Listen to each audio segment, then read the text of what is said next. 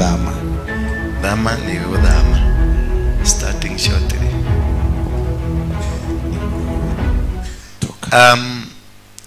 Then Moses said, naye Moses akasema to him, kwake, if your presence kama uwepo wako does not go with us, haitaenda pamoja nasi, do not send us up usitutume from here. kutoka hapa. That the presence of God, kama uwepo wako if it does not move haitaondoka with us, pamoja nasi, we are not ready to move. hatuko tayari kuondoka. Seeking the presence of God, Utafuta uwepo wa Bwana it is the main thing that you need to have, ni jambo moja la muhimu unapaswa kuwa because nalo. it makes you, Inahitaji wewe, it makes you to be successful, itakufanya upate kufaulu. because you cannot win in a single battle Hawezi shida vita zozote zile without God being involved. bila Mungu kuwa pamoja nawe. Your God must be involved Lazima Mungu wako awe pamoja in nawe. whatever that you endeavor to do, Kile chochote unachopanga in kufanya, whatever that you do, kile chochote unachofanya, wherever you go. mahali popote utakapokwenda, Without God, bila Mungu you cannot be successful. hawezi faulu. So Moses, Nao Mose he had this knowledge akawa na hekima hii that without God, ya kwamba bila Mungu you cannot make it. hawezi kufaulu. Without God, Bila Mungu you cannot go anywhere. hawezi enda popote. It says in verse number 16, Mstari wake wa 16, how will anyone itawezaje mtu know that you are pleased with us ya kwamba inakupendeza, tunakupendeza wewe and with you na pamoja na wewe and with your people, na pamoja na watu wako? unless you go with us? Kwa lazima uende pamoja nasi. The people that you are telling us to go and lead, Watu ambao unaniambia nini nikawaongoze, they will not trust us. hawatatuamini sisi, They will not see that you are the one hawataona kama ni wewe who sent us. ambaye umetutuma sisi. When you want to succeed Ukitaka kufaulu in your life katika maisha yako without God, bila Mungu, you cannot be able to be trusted, hawezi aminiwa, because you require the presence of God. sababu unahitaji uwepo wa Mungu. In your marriage, you require the presence of Katika God. ndoa yako unahitaji uwepo wa Mungu. In your ministry, you require the presence Kwa of huduma God. ya Mungu unahitaji uwepo wa In Mungu. whatever you do in life, Chochote unachofanya kwa maisha you require the presence of God. unahitaji uwepo wa Mungu. When there is no God, Hakuna Mungu, you are going to walk in shadows. bila kutembea bila kivuli chake. When without God, Bila Mungu you will walk in the shadows, utatembea katika kivuli, but nobody will be able to recognize you. hakuna mtu atakaye kutambua The stamina to be able to be seen, ya kwamba zile nguvu za kufanya uonekane that this is God that has sent you, ya kwamba huyu ni Mungu amekutuma, it will not be witnessed. hata kuwa kama shahidi. At times challenges Wakati comes. mwingine The challenges will come, mambo yatakuja mangumu, and when these challenges na come, mambo haya mangumu yakija, in the challenges, katika mambo mangumu, that is when you know, hapo ndipo utajua and that is when the people you have ni ya kwamba wale watu will unaopamoja know the kind of a God that you have, watajua Mungu uliye naye. because that is when you are in your Gethsemane. Hapo ndipo utaanza kupata The Gethsemane, Gethsemane yako.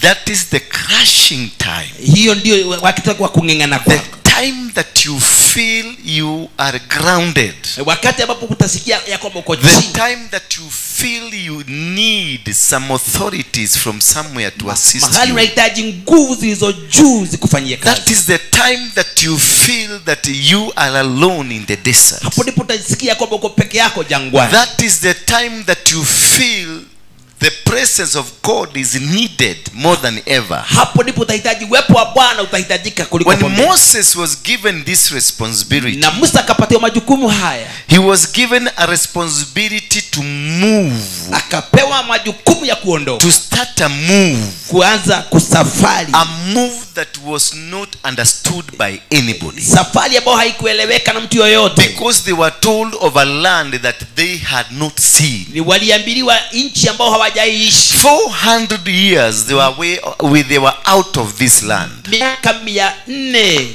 400 years miaka 400 they never existed. hawakuwa wanaona. They only knew of the stories walisikia tu hadithi that there existed the land that the fathers of the children of Israel were promised. ya kwamba kuna nchi ambao baba zao waliambiliwa. So Moses did not have any knowledge. Musa hakuwa na ufahamu wowote, He never understood it. hakuelewa chochote, He never had a history about it. hakusikia habari na hadithi ya It hiyo. was a land that to him Ni nchi ambayo kwake it could not be possible haikuwa ina uwezekano without the hand of God. bila mkono wa It Mungu, could not make him move haingemweza aondoke without the hand of God, bila mkono wa Mungu, because you are in kwa darkness. sababu alikuwa katika You giza. don't know what is happening around you. Haujui kinachofanyika, You don't know where you are headed to. haujui mahali unakokwenda, You don't know what you are going to achieve after this. haujui nini kitakachokupata kule You don't mbele, even understand where you will be going, haujui hata mahali unakokwenda. because it is a land that you don't know. Ni nchi ambao hauijui, It's a land that you've never been to. ni nchi ambao haujaiingia. What you have is some small histories. Ni historia tu kidogo ulionayo. So Moses, when he was told Wakati Musa alipoambiwa that now take my children kwamba sasa chukua wana to wangu, the land I promised your forefathers, ya kwamba nchi ambayo niliapia baba zenu, that I promised them, niliwahaidia that I will take you back to the land that you belong to. ya kwamba nitawapeleka kule nchi mliokuwa naishi. And this time has come. Na sasa wakati umewadia, And this time is 413 years. na hiyo miaka ni miaka 413. Those are about 4 generations. Ni kama generation 4. And in these generations they had lost the memory of what they used to be, Na hizi vizazi walikuwa wamepoteza fahamu jinsi because itakavyokuwa. they never grew in their land. They grew in a foreign land, Hawakukuwa wakiwa katika nchi yao, walikuwa wakiwa katika nchi ya in the kigeni. land of the Egyptians, Nchi ya wa the Misri. land they were taken as slaves, Nchi ambao walichukua kama watumwa. the land that they were pushed to worship the gods of the Egyptians, Nchi ambao walisukumwa kumwabudu mungu za the kigeni. land that they found themselves they no longer worship the God of their forefathers. Ya kwamba Mungu ambaye hawalimwabudu si Mungu wa baba So zao. they never had an information Kwa hivyo hawakuwa na ule of ufahamu how their God was worshipped. ya kwamba Mungu wao jinsi alivyoabudiwa. They never had an information Hawakuwa na ufahamu ule, on the culture that God had given them. ile tabia na culture yao. They knew nothing about their culture. Hawakujua jinsi ya tabia They na knew nothing about their God. hawakujua chochote kuhusu Mungu wao. They knew nothing about historical judgments. Hawakuwa wanajua jinsi ya historia hiyo ya They hukumu. only walked Walitembea tu in total blindness, na wakiwa kama vipofu. because they knew nothing to compare with. Hawakujua chochote cha kulinganisha. And sometimes there is this life Wakati mwingine kuna maisha kama haya that you find yourself, ya kwamba utajipata you are in a situation uko katika hali that you know not, ya kwamba hauijui, a situation hali that is full of complications, ambazo zina matatizo mengi, that you need God, ya kwamba unamhitaji Mungu, because you know not, ya kwamba haujui you chochote, don't understand anything hauelewi chochote, until you are assisted by God to navigate through. ya kwamba Mungu akuelekeze kujua hii. Because you can't be able to get out of the Kwa bushes. sababu hauwezi toka kwa kile kichaka. When I was beginning the ministry, Anza huduma it was long time ago, si miaka mingi iliyopita, and it was something like, it was ridiculous. ni kitu kama ya kimaajabu. Today morning I remembered Asubuhi ya leo nilikumbuka when Archbishop Harrison Nganga gave me some equipment. wakati ambapo Archbishop alinipatia vyombo, He gave me sound system akanipatia vyombo vya kuhubiri and the entire system that is required. na zile vitu nilizokuwa nahitaji. He gave me a microphone Akanipa microphone, and he gave me a keyboard, akanipatia mpaka keyboard, and he also gave me the mixer there, akanipa mpaka kile mixer machine, and I carried them home. na kazipeleka nyumbani.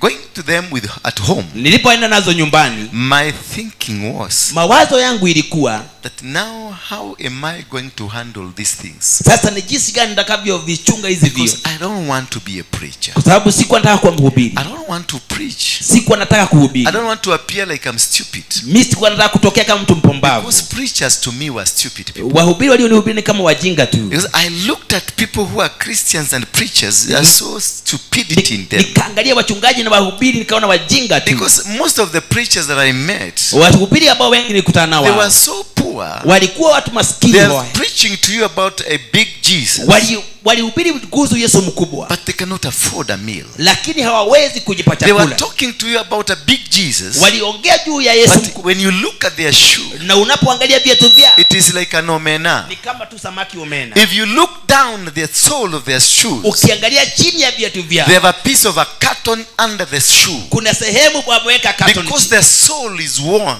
solo imelaruka. So I imagined myself Nikaanza kujilinganisha being in a church, ya kwamba kuwa kwa kanisa, preaching this word, kuhubiri neno to hili, become that poor. kuwa mtu masikini hivi. Because to me Christianity was poverty. Kwa kwangu Kristo ni upumbavu tu. But as I pushed and I carried the equipments home, Nilipobeba vyombo nyumbani, I just passed through the place where you used to drink some kamunywesa, nikapitia mahali nilipokuwa na kutumia kitu ya and kukunywa. a good idea appeared to me. Ni idea nzuri kaja kwangu. I think this is the angel from heaven that spoke to me, Huyu ni malaika aliyenisungumuza, and he came strongly akaja kwa nguvu, and appeared to me, akaja kwangu and he told me, na akaniambia, you know what, unajua nini, son of man, son of man, now what you need to do, kile unachohitaji the kufanya, heavens have heard you, mbingu imekusikiza that you don't want to preach, ya kwamba hutaki kuhubiri, and the heavens have agreed with you, na mbingu zimekubaliana na you wewe, don't need to preach, hautaki kuhubiri because you are not a preacher, kwa sababu wewe si mhubiri, because you are not a man of God, wewe si mtu wa Mungu, you are just an ordinary wewe mtu citizen. wa kawaida tu. The heavens have understood Mbingu zimekuelewa your challenges, mambo unayokuwa that you don't need to preach. ya kwamba hutaki kuhubiri. Then Sasa the angel spoke to me. malaika akanisungumzia, Do you remember where you used to drink? unajua kumbuka mahali ulizoea kunywa A bar called Heritage. bar inaitwa Heritage? Yes, then I remembered Nikakumbuka mara moja, candidly. nikakumbuka That is where I used to take my Jameson. hapo ndipo nilitumia kunywa vinywaji That Jameson. Jameson. That is where I used to take my Viceroy. Hapo ndipo nilitumia kunywa Viceroy. That is where I used to take my Glenfiddich. Hapo ndipo nilikunywa vinywaji vya Those are gharama. expensive drinks though. Those are expensive drinks Hizo though. ni vinywaji vya bei, And that was I used to take, nilizoea kuzitumia because I was not a small man. kwa sababu nilijiona mtu mdogo, Big people drink expensive drinks. mtu aliyekunywa vitu vya gharama. Unfortunately, those who drink less expensive Waliokunywa vitu vya kiwango cha chini and those who drink most expensive, na wale wanayokunywa vitu vya bei, you will find both of them in the same urinal, utawapata kwa raino moja sawa, doing the same thing at the same time. kifanya hicho Now kitendo. you keep asking yourself, Unajiuliza, then why was I taking an expensive drink kwa nini nitumia pombe ya bei if I kali was to share the same urinal with a poor man kama natumia raino moja na masikini? and removing the same thing, Nafanya hivyo hivyo which kiwango. is uric acid? Ni hiyo tu makojo tu You look stupid na and mpumbavu, you look hopeless, Ukaona because mtu bubu. there is no class. hakuna kiwango, And when you get drunk, na ukinywa tu there is nothing like your viceroy will indicate here. hakuna kitu kama vile itaje You will tofauti. all behave the same. Tutabehave tabia sawa, You will all be moving the same, tutatembea stastag pamoja, talking nonsense the same, kuongea mambo ya kijinga and looking stupid na the same. na kuonekana mtu ambaye haelewi. Now the angel spoke to me Malaika akanisungumzia and they told me, na akaniambia, son of man, mtu wa mtu, you are not going to preach, the heavens have heard you. hautaenda kuhubiri, mbingu imekusikia. Therefore take these equipments Chukua hizi instrument to Heritage, kwa kule Heritage Club, where you normally drink, mahali ambapo wewe unakunywa and vinywaji, this will take care of you for 1 year Na without removing na your hizi money. vyombo itakusimamia mwaka mzima, And now you will not be drinking the Jameson, na utakuwa unakunywa Jameson. because Jameson is cheaper.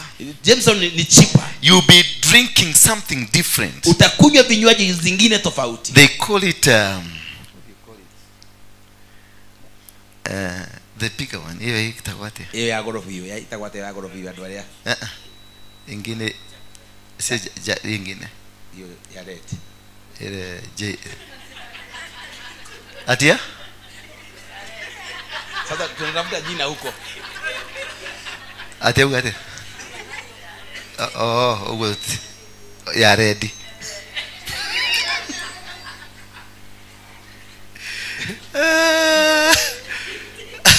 I've forgotten the name. Nimesahau jina. But it is expensive. Ni kitu ya bei ya juu. 1 liter is 30,000 Lita shillings. moja ni 30,000.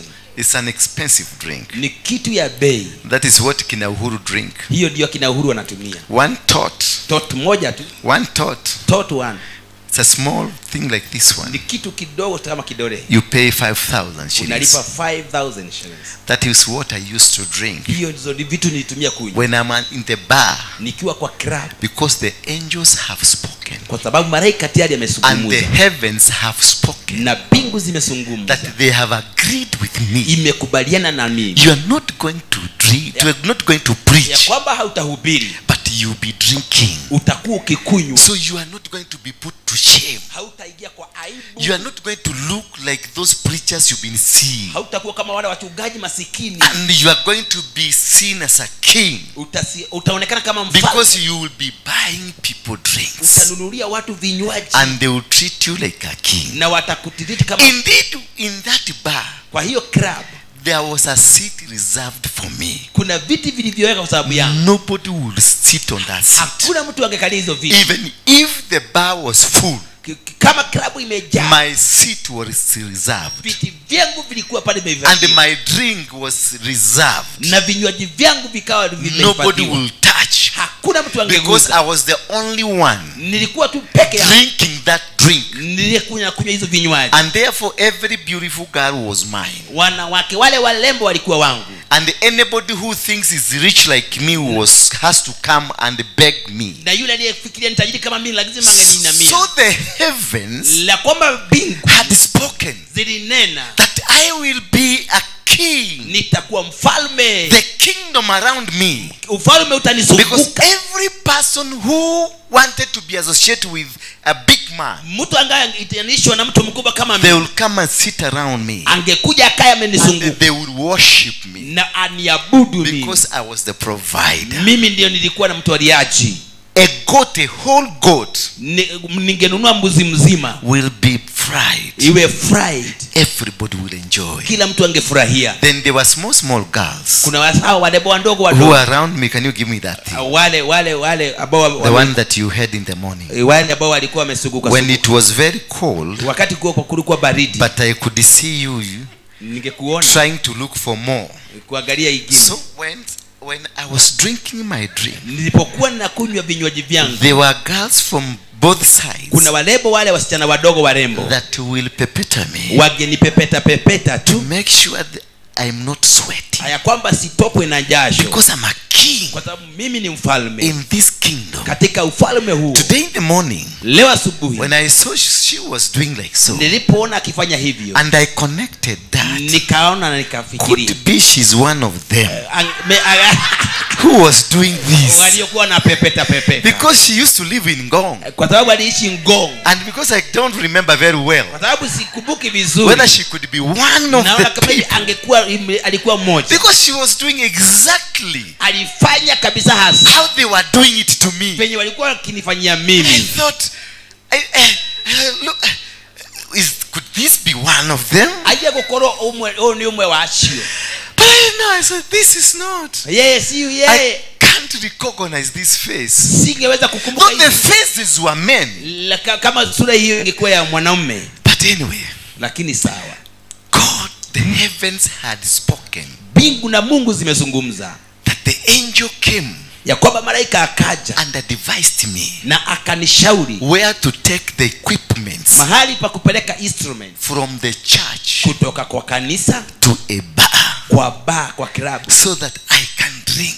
niweze kunywa. And my plan was to drink until I die. Mpango wangu ni kunywe nife. Because Harrison Nganga kept calling me Bishop kuniita mara nyingi ati huduma inaendeleaje, ya kwamba huduma inaendelea namna and gani, I will tell him na ninakawa the namwambia church now is big, kanisa ni kubwa, we are so many. tuko wengi mno. And I'm praying for the sick and they're getting healed. Ninawaombea wagonjwa wanapona. And I'm praying for the people who are not saved, they are getting saved. Ninaombea watu ambao hawajaokoka na And wanaokoka. Nganga will pray for me over the phone. Naye ng'ang'ana niombee usiku mzima. Mwathani Ngai ndakuhoya. Bwana nimekuomba. Utulie waruige. Mungu mdumisha wa umwikire hinya. Umutie nguvu. No murathime. Na umubariki. No mweruherie njira ciake. Na utengeneze njia kwake. Ndamwirigera na ruirigiro rwa thakame ya Nimeweka ukuta Jesu. wa damu ya Yesu. Atore atoranĩtie. Aishi kushinda. Amen. Amen. Yeni. Hallelujah. Yes. Yes. Ugwe kaigwe niguo gukiri. Ugo niguo kuri.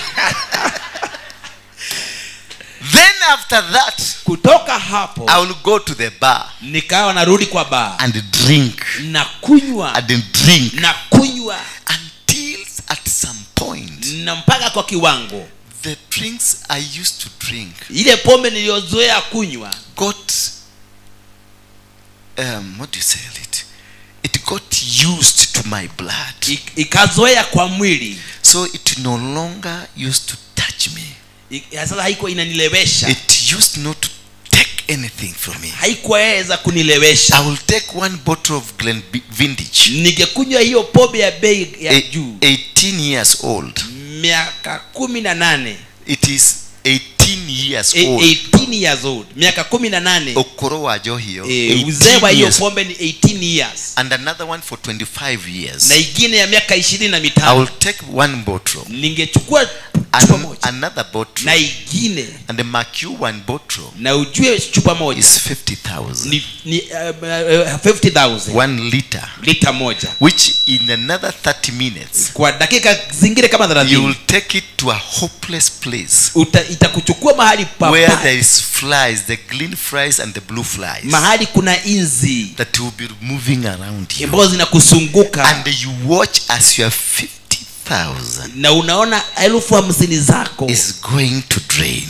Ni kwenda tu. And because this is a public toilet. Na kwa sababu hii ni choo ya watu wengi. Where everybody is. Mahali kila mtu wako. It is smelling badly. Inanuka vibaya. And some were levies because they were unable to get into the toilet. Walevi lazima wangeingia kwa kile choo. Others poo-pooed along the way. Na wengine wanapupuu hapo kwa kando. So because you did not see the poo-poo as you are walking. Kwa sababu huoni hii choo you step on the poo-poo. Unaikanyanga ile. Then you do some sweeping. Alafu inakubeba and you use some salty under the poo-poo. Na unaiagukia ile mafi. Because of a Glenfiddich. Kwa sababu ya hiyo pombe. That was spoken to you by the angel. Ambayo ulisungumuziwa na malaika. Then I continued. Nikaendelea. To drink and drink and drink. Kunywa na kukunywa na kukunywa. This Glenfiddich stops working. Hiyo pombe ikaanza kutofanya kazi kwangu. Then I moved to moonlight. Nikaingia kwa pombe nyingine inaitwa moonlight. Moonlight was a bit kong. Moonlight nyingine kali kidogo. Ian can tell us about this. Ian anaweza jua hiyo. He knows these things. Anajua hizi mambo. Ian, where are you? Can I see you? Yes, he can tell you about this. Anaweza kukwambia juu ya hizo. Then after that, when moonlight stopped also working. Wakati moonlight ilikoza kufanya kazi. I went to drink. Nikaanza kukunywa. Kenya cane. Kenya cane. Kenya cane is more stronger. Kenya cane is stronger because it's an industrial chemical. Ni kitu ambao ni kama chemical. It is methane. Ni chemicals that they use to clean metals. Ambao inaosha chuma. You need a small about 10 milliliters. Ni kitu kidogo unahitaji kama 10 milliliters. To dilute a tank of 1,000 liters. Kuibadilisha tanki mzima ya maji. And the people will be drunk. Na watu watakunywa. Then I took it. Nikaanza kuitumia. And from then, kutoka hapo, I started smelling. Nikaanza kunuka. Like I am a dead person. Ni kama mtu ambaye amekufa. If you felt me breathing in and out. Ukinisikia nikipumua kwa mdomo. You will feel it's like a toilet in my mouth. Kama choo, mdomo wangu kama choo tu. And for me it was a perfume. Mimi kwangu ni kama tu malashi. A nice thing because the smell was attracting some flies. Kwa sababu hiyo harufu ingevutia sana inzi. As I continued to drink, nilipoendelea kunywa, my body became weak and weak. Mwili wangu ukawa mdhaifu na mdhaifu. And I could not be able to control. Singeweza kujizuia. My systems of the body. sehemu zangu na hisia za mwili. I will not be able to control the one that produces the other thing. Singeweza kuweka break ya hizo vitu zingine. And the urine will just flow. Na makojo tu ingejitoa tu. Because my body was no longer in control. Mwili wangu haukaweza kufanya kazi. Mark the angel. Kumbuka malaika alisema, had spoken to me, alizungumza nami, that this is where I'm supposed to be. Mimi napaswa kuwa kwa kirabu. Sometimes when I listen to people who talk about the angel spoke to them, niliposikia kwamba malaika aliwaambia sometimes wakati mwingine, when I hear somebody say I saw the angel, na kwamba niliona malaika, I heard the angel, nilisikia malaika, and want to interrogate which kind of an angel did you see? Nikajaribu kuangalia ni malaika wa aina gani huyu. Of course me, I saw an angel. Mimi niliona malaika. I saw an angel. Niliona malaika mimi. And the angel spoke to me. Na malaika akanizungumzia. And he directed me into the bar. Na akanielekeza kwa kirabu. And once I got into the bar, na nilipoingia kwa kirabu, the same angel kept speaking to me. Malaika huyo akanizungumzia. When I was so drunk, nikawa wakati nilipokuwa mlevi, the same angel kept speaking to me. Malaika akaja kuzungumza nami, that you are worthless. Wewe ni mtu bure. And you need to die. Unapaswa kufa the same. And he will teach me how to die. Akaanza kunifundisha jinsi. He will take me now, stop drinking Kenya Cane. Akaanza kuniambia usikunywe Kenya Cane. Get into another one that is more conk. Tafuta ingine ambayo ni kali sana. We used to call it Masai. Ambayo inaitwa Masai. It had a Masai. Iko na mguu kama Masai imesimama. Ian knows it. Ya kwamba Ian anaijua. It had a Masai. Ambayo ni and from inside, na kwa hiyo ndani, from inside the photograph, from inside the bottle, kwa hiyo kwa picha ndani, kwa picha hiyo it has a coffin. Kuna sanduku ya maiti. There is outside is a picture of a Masai. Hapo tu ni picha ya Masai. But inside the same paper, from inside, lakini kwa hiyo paper ndani yake there was a coffin. Kuna sanduku jeneza. Meaning now, ya kwamba sasa what you are drinking Kenya unakunywa is a quicker method. Ni kitu inakupeleka kwa haraka. To take you where you belong. Mahali ambapo unapaswa kuwa. And the angel na yule malaika spoke to me. Aliyenizungumzia. This is the right drink for you. Hichi ndicho kinywaji sawa. I moved from the bar that is Heritage. Nikatoka klabu hiyo. Because Heritage, they were not selling this kind of drinks. Heritage hawangeuza hii pombe. So I went out. Nikaenda ingine. To the Mabatini. Kule kwa Mabati. That is where I found the most best drink I was looking for. Hapo ndipo nilipata vinywaji that kills you quick. Ambayo yakukuua kwa haraka. That eliminates you quick. Ambayo inakukimbisha kwa haraka. But remember, nakumbuka after I will drink, baada ya kunywa, and I feel I'm drunk, ya kwamba nimelewa, with my poo in my na pupu kwa and urinating on my na kujikojolea kwa miguu, I will still go to Heritage. Nilikuwa naenda tu kwa Heritage when there is music. Ya kwamba wakati kuna muziki, they will not allow me to get inside. Hawangeniruhusu niingie. But I will stand outside there and start dancing. Ningekaa kando tu kwa ukuta nicheze ngoma tu. No, not inside, outside. Hapo nje tu nicheze wimbo. In the road. Kwa barabara. In the morning. Hallelujah. I will dance throughout the night outside. Ningeimba usiku mzima nje. And I will feel that I have achieved. Na nione kabisa nimeshinda. Remember, kumbuka, the angel, malaika, had spoken to me. Alinisungumzia. And the angel, na malaika, directed me akanielekeza into that line. Kwa hiyo maisha. My brother is sense. Wacha nikwambie Azeze. When a munabii comes and tells you, malaika wa Gai, nabii akija kwambie malaika wa Mungu, spoke to me about you, alinisungumzia kunihusu, interrogate that angel. Angalia na uchunguze huyo malaika. Interrogate that angel. Angalia yule malaika. Because me, I saw the angel. Mimi niliona malaika. The angel that took me to the bar. Malaika aliyeniongoza kwa klabu. Took over my life. Akanyakua maisha yangu. Controlled my life. Akaitawala maisha yangu. Into the dens of death. Katika njia za kifo. And then Na baada ya hiyo I became bogus. nikakuwa mtu bure tu. I poo-pooed in my trousers. Nikajiharibu sana. I used to poo-poo in my bed Nikakunya kwa kitanda changu because I was running through a depression. nikapitia magonjwa ya depression. Early in the morning before I woke up, Asubuhi mapema nilipokuwa naamuka I had to remove a lock. lazima niondoa lock. And to remove a lock, Baada ya kuondoa lock to remove a lock, na kuondoa lock, it is to, you are in the bed, wewe uko kwa kitanda, but the drink that you carried last night, ile pombe ulibeba usiku it is about 1 meter away from you. ni kama mita moja And mbali. when you wake up, Unapoamuka you shake like a chameleon. una shake tu, unatetemeka As you are tetemeka, moving there, unatetemeka you tetemeka, shake like a chameleon. unatetemeka kama kinyonga. Then you grab your grass, Alafu unachukua kile you kiglasi shake unaweka kwa mdomo, till you place it on your mouth. unaweka kwa mdomo Then wako, you feel the underlines. ya kwamba umeinuka, You feel now you're okay. uko sawa. Now you start thinking. Sasa unaanza kufikiria, You hear somebody say, mtu anasema and the smell na ile harufu kwa mdomo that is coming from your mouth, ambayo inatoka kwa mdomo wako it's a smell of a dead dog. ni harufu ya umbwa mfu. Now that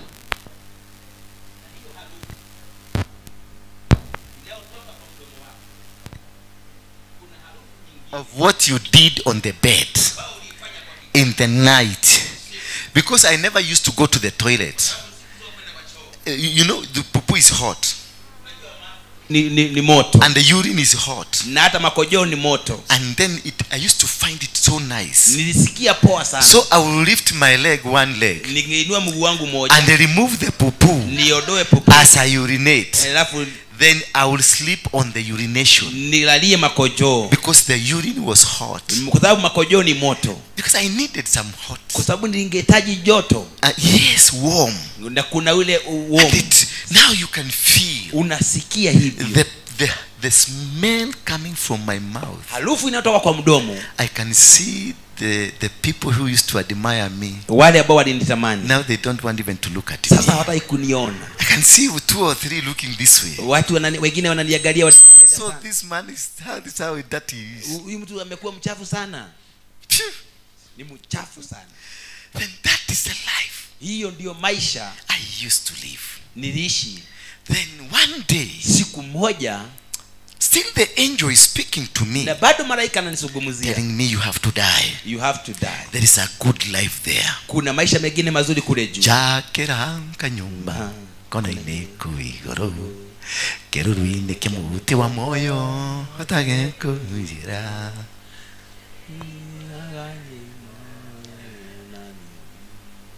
So the Dhiomis, Hizo dhiomi I used to hear them in the bar. nilikuwa nasikia kwa The club. Dhiomis, Hizo lugha I used to hear them in my illusions, nilizokuwa in nasoea my dreamlands, katika huko club, and I was so useless. nikawa bure. One day Siku moja I walked to Ngong Town, nikaenda Gong Town, and I had already poo-pooed on myself. nimejipupulia mimi. I will only feel something dropping. Utaona vitu kwa Then I will do my trouser this way. nafanya trouser yangu naitingiza, Then you see a moshakwe dropping down. unaona kitu kama inaaguka hapo, A colored moshakwe. karadi mshakwe, Then you keep walking. na inaendelea kutembea. When I was at Ngong Market, Nikiwa Gong Market, opposite there is a bar for Kamuzee used to call Togetakate Kamuzee. hiyo club ya mzee alikuwa anaitwa Grace.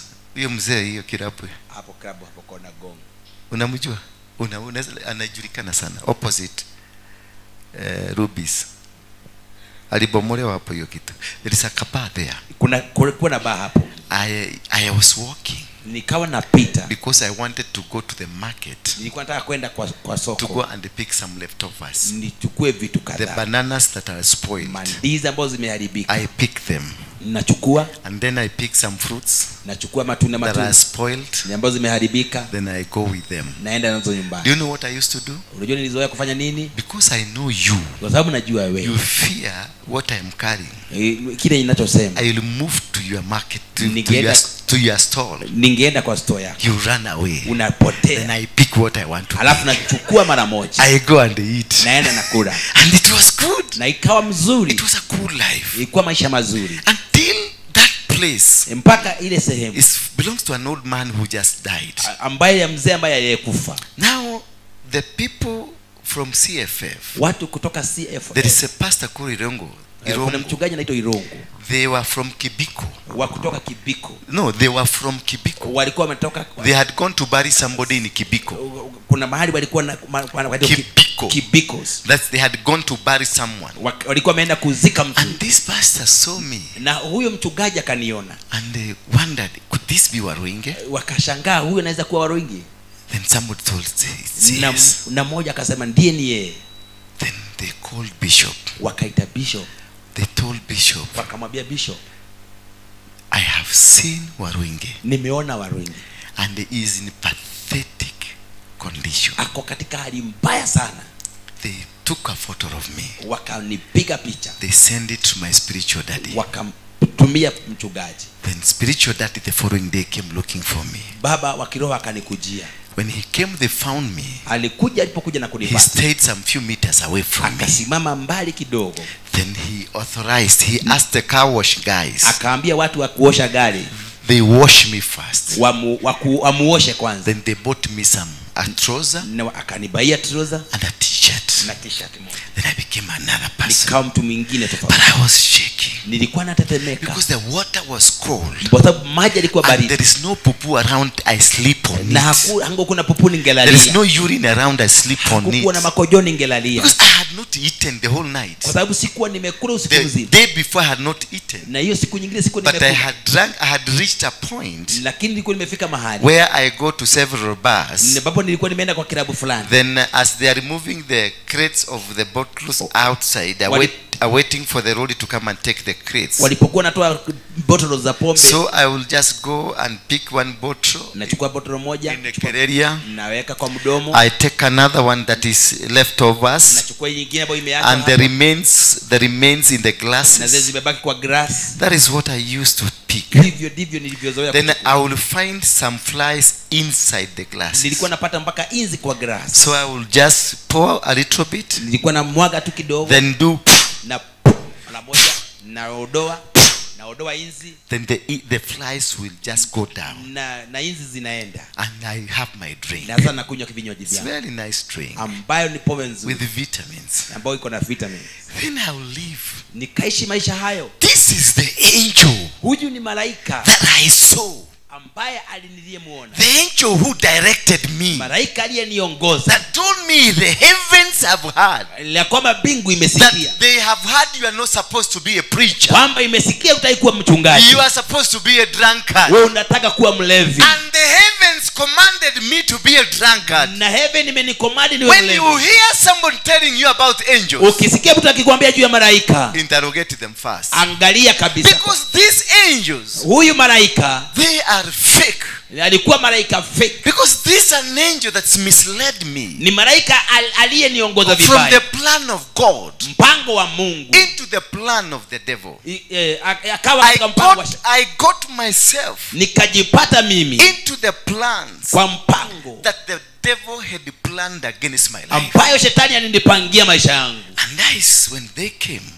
Alipokuja. And the bishop came. Na bishop akaja. They washed me. Wakaniosha. And took me to the church. Wakanipeleka kanisani. Again I was prayed for. Nikawa niombewa siku nyingi. But then now I was taken to a class. Tena wakanipeleka kwa class. Where I was trained again. La kwamba nilifundishwa tena. But all in all they took me to a rehab first. Kwanza walinipeleka mahali pa kutunzwa. So rehab, so that I can the chemicals in my body. Chemicals zilizokuwa kwa tumbo yangu. That is not alcohol. Kwa sababu haikuwa pombe. It is chemicals. Ni chemicals, ni madawa. That were in my body. Ambazo zilikuwa kwa mwili wangu. They removed them. Wakaziondoa. As they were removing at some point. Walipozirudia kwa kiwango. The gadhitima, do you know the gadhitima? Kuna hiyo ugonjwa ya gadhitima. Then you hear then you just go like you are shaking. Kama unatetemeka. I remember there is a time. Nakumbuka kuna siku it catched me. Ilinishika mimi. And I did this. Nikatetemeka. fell down. nikaanguka chini. People that were near me, Watu waliokuwa karibu na they mimi all disappeared wote wakatoroka. because they didn't know what has happened. Hawakujua Kenya And kimefanyika. because they know my past history, Kwa sababu walijua historia they yangu. thought that the Sagan should have been shot. Kwa maybe wakafikiria nimepigwa risasi. The man is dying. Mtu amekufa huyu. But this is the angel. Huyu ni malaika. Little did I know that the angel was a demonic angel. Sikujua kwamba yule malaika alikuwa wa When you are shetani. making decisions, Unapofanya uamuzi, you need to involve God lazima uhusishe Mungu. in whatever that you do. Chochote unachofanya, If you fail ukifaulu to make God your proprietor, umfanye Mungu to kuwa make God your move, kufanya Mungu kuwa mtu to wa kutembea, make more God become your pillar, kufanya Mungu kuwa kizingiti you chako, will encounter the counterfeits. utapatana vitu fake. And even in the ministry, Na hata katika huduma, that is what most of us have encountered. hivyo ndivyo vitu You tumepatana nazo. thought the people that are supporting you, Unakuta mtu mwenye anakusukuma mbele, you thought people that you are with, unafikiria wale watu uliona you wao, thought they are Christians. unafikiria ni Wakristiano. Unfortunately, you discover Watu wale they are unakutambua fake Christians. ni watu fake, ni You Wakristo. get married to a man, Unaolewa na you mtu, get this a fake man. kumbe ni You fake. get married to a woman, Unaolewa you na come to discover it's a fake mama woman. tu bure. You get involved in the business, Ukainaingia kwa you biashara. get to find this a fake business, Hii ni people, biashara fake. because you never involve God. Haukuhusisha Mungu. You never let God walk with you. Haukukubali Mungu atembee na wewe. Moses decided Musa and akaamua they said, na akasema, without your presence, bila uwepo wako, without you, bila wewe I cannot go, siwezi toka, because I have nothing to say siwezi sema to lolote. the people who know you. Kwa watu ambao I wanakujua, have nothing to explain to siwezi them elezea when I'm not with you. bila wewe Mungu. When you are alone, Ni ukiwa peke you yako, are walking alone, unapotembea peke you are yako, doing alone. unafanya peke yako Without God, bila Mungu, your life becomes meaningless. maisha yako inakuwa Your bure. life becomes hopeless. Unakuta Your bure. life becomes useless, Maisha yako inakuwa because bure. every move you'll do, Kwa sababu kila hatua, this move hatua hii will be useless, itakuwa bure will tu, be misleading you. itakuongoza You will vibaya. never get it right. But what will happen to you? Kile kitakifanyika kwako, Familiar spirits will come to you. roho ya utambuzi itakuja kwako, Masquerading spirit will come to you. maroho zingine za The spirit kukuchanganya, of diversion will come to you. roho zingine za The kukupoteza, spirit of pride will come to you. roho ya kiburi And they will come in the form of an angel, itakuja kwa sura ya malaika. because they knew Wanajua this is a man of God. huyu ni mtu wa Mungu, What he can believe easily, kile it anachoamini is ni that haraka. which is indicated is as though it's coming from heaven. Anafikiria chochote ni cha Mungu. So they knew.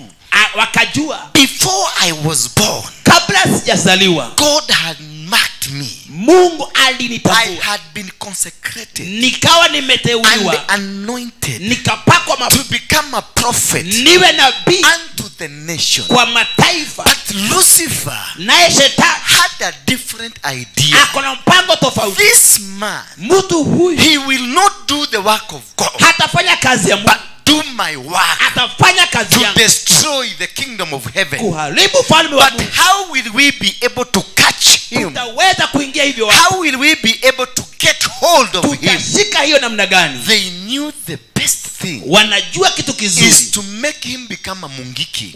ni wewe uwe mungiki, And I became one. na nikawa mmoja. And whoever that was, Chochote nilichokuwa, chochote nilichokuwa magnified me ikanifanya mimi and became so big, nikawa mtu mkubwa, a very powerful person. mtu aliyekuwa na uwezo. And they did not remove that line of priesthood from me. Hawakuondoa hiyo njia ya ukuhani, They made me to become the priest of Mungiki. wakanifanya kuwa kuhani wa Mungiki. So I was still also the spiritual leader in Mungiki. Bado nilikuwa kiongozi wa kiroho kwa Mungiki. So when the devil is planning to attack you, Shetani anapopanga kukukamata, they don't bring that which you are not. hawata kuondoa kile kilichokuwa They kimewekwa, bring that you are, wataleta kile wewe uko, but counterfeit. lakini kitakuwa si If you are a prophet, they will lead you towards the prophecy. kama wewe ni nabii watakuongoza utabii. If you are a preacher, they will make you become one. Kama wewe ni mchungaji utakuwa mmoja. They will take you to the line that you are in the originality, Watakuweka kwa hiyo line uliyokuwa katika but origin. give you a counterfeit life. Wakupatie kitu kingine si cha Mungu. And this is what is happening to Na Christianity. hii ndio inafanyika kwa Wakristo wengi. Most of us who are Christian are counterfeits. Watu wengi ambao ni Wakristo ni fake. They are fake because whoever brought you the information, Kwa sababu walileta ripoti. they are people that never had an intention for you to understand God. Kuna watu walileta mambo usielewe ya kwamba So ni Mungu. the people who brought Christianity to you, Wale walioleta Ukristiano kwako they lied to you. walikudanganya. They removed you from your foundation Walikuondoa kwa msingi wako and they counterfeited your life, na wakafanya kitu ambacho ni fake. magnified you, Wakakiinua and they wewe. brought dreams in you, Wakaleta ndoto kwako. and they brought messages in you, Na wakaleta message na and the mripoti spirit of pride na roho ya kiburi ndani that yako. nobody can speak to Ya you. kwamba hakuna mtu You anazungumzia wewe. only act what you think is right. Unataka kufanya kile You unafikiria. can never be told. Ya kwamba huwezi You ambiwa. can never be guided. Hauwezi You elekezwa. can never be taught. Hauwezi You fundishwa. can never be guided. Hauwezi You elekezwa. can never be advised, Hauwezi. because you are a know-it-all. Wewe ni wewe unajua You chote. know everything. Unajua kila kitu. You know Jesus died on the cross, Unajua Yesu alikufa and msalabani. therefore everything has Na come. mambo yote imeenda. You know Jesus was crucified, Unajua Yesu alisulubishwa. therefore I don't need to learn the word, Sitaki kusoma neno. because Jesus died, Yesu alikufa. and because Jesus was the word, Yesu I alikufa. am the word. Mimi ni Bethel. Therefore nothing can be taught. Hakuna anaweza And fundishwa. from then, Na kutoka hapo the burden of looking for God na ule mzigo wa kutafuta Mungu was removed from us. inaondolewa kwako. Instead, a burden of looking for miracles Badala ya mzigo wa kutafuta was muujiza initiated in us. inaanduka kwetu. 90% of you here, Asilimali 90 90% that are here ambao wako hapa are miracle seekers. wanatafuta You are miujiza. here because you know Apostle Warenge can prophesy. Unajua apostol wa wengi anaweza tabiri. You are here because you know Apostle Warenge can touch you and you are healed. Uko hapa sababu unajua apostol anaweza kugusa. You are here because you know Apostle Warenge is in the YouTube and he's talking about Magongona. Uko hapa sababu unajua apostol yuko kwa You YouTube. are not here because of the essence of looking for God. Hauko hapa kwa sababu ya ile moyo wa kumtafuta You Mungu. did not come here because you want to worship God. Hauko hapa kwa sababu ya kumwabudu Mungu. You came here because of what you want to get from God. Unataka uko hapa sababu ya kile Mungu anataka And that is the counterfeit life you are living. na hiyo ndio maisha fake A unaoishi. life that does not appear to be anything on you. Na ndio maisha ambayo inakufanya A life that does not benefit you na at ni all. maisha ambayo haiwezi kuletea faida. Because you are just but a miracle seeker. Wewe tu ni mtu wa kutafuta You miujiza. don't look for God. Hautafuti Mungu. Because you don't know to seek for the kingdom. Hautafuti Mungu falme wake. You've become a religious person. Unakuta mtu kuwa mtu wa dini tu. You are just a religious person. Wewe tu ni mtu wa dini. There is nothing that you know about God. Hakuna chochote unajua kuhusu Mungu. Because a religious person does not know God. Mtu wa dini hajui Mungu. They know the man of God. Wanajua tu mtu wa Mungu. And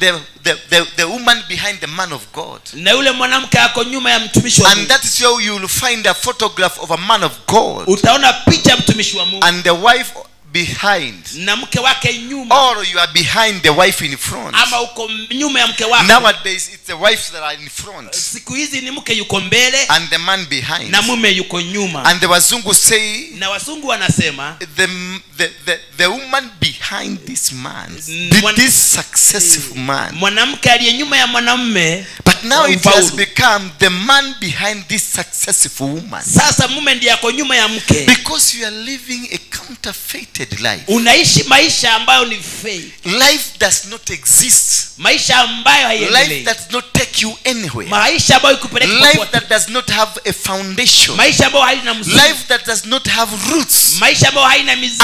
Christianity that is completely fake. Kristiano ambao ni fake. The Christianity that does not understand Jesus never brought religion. Kristiano ambao hamjui Yesu alileta wokovu. Because Jesus never preached religion a single day. Yesu hakuhubiri dini siku hata moja. Jesus never brought a word called religion any single day. Yesu hakuleta dini popote. Every move of Jesus was about the Kila kingdom. hatua ya Yesu ni wokovu. Not wokovu, it's about kingdom. Ni habari za ufalme. He spoke about kingdom. Aliongea juu ya It ufalme. is in only one line or two he spoke about salvation. Ni line moja mbili zimezungumza juu ya But wokovu. the entire Bible, Na Bible ingine wherever he went, mahali popote he alienda spoke about the kingdom. alifundisha habari ya He ufalme. spoke about the kingdom of his father. Alihubiri habari ya ufalme He wa spoke Baba. about the kingdom from heaven. Alihubiri habari ya ufalme wa And mbinguni. even he trained us how to worship God. Alifundisha jinsi ya kumwabudu Mungu. That's hallowed be thy name. Hello be thy name, Baba wetu wa mbinguni. Thy kingdom Ufalme wako uje. be done on earth Ifanyike hapa as duniani it is done in heaven. kama ilivyo mbinguni. So literally he was telling us Alikuwa akitueleza that we invite the kingdom of heaven tukaribisha ufalme wa mbinguni into our lives. katika maisha yetu. That you overthrow the government of your kingdom. Unaondoa ufalme wako Then take the kingdom of heaven takes you over.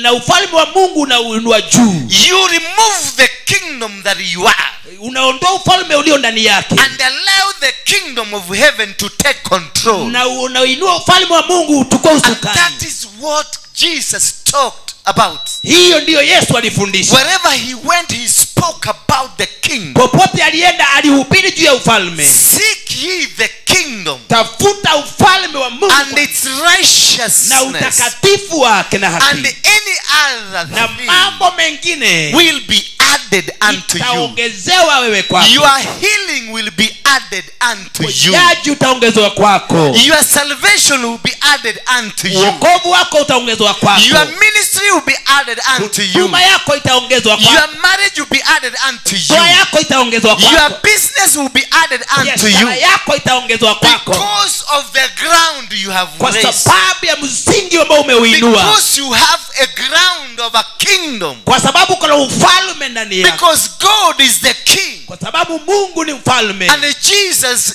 is a prince in the kingdom. Naye Yesu ni kuhani. And therefore, because we have associated ourselves Na kwa sababu tumeitanishwa with the kingdom, na ufalme wa Mungu, we get to enjoy the fruits of the kingdom. tunapaswa tufurahie matunda ya But ufalme. when we deviated from the kingdom Lakini tukijiondoa kwa and ufalme went to the religion, na tuingie kwa roho ya dini, religion does not own anything on earth. dini hazina chochote zimekamata ulimwengu. Religion does not have anything. Dini haina chochote. Religion is psychophancy. Udini tu ni jambo tu. Yende tu. The religion does not own anything. Dini hakina chochote Religion is not from God. Dini haitokani na Mungu. Religion is from that angel. Dini ni ya huyo malaika. That angel Yule malaika that took me to the bar aliyenipeleka kwa is kirabu. the owner of religion. Huyo ndiye mwenye dini. Religion is luciferic.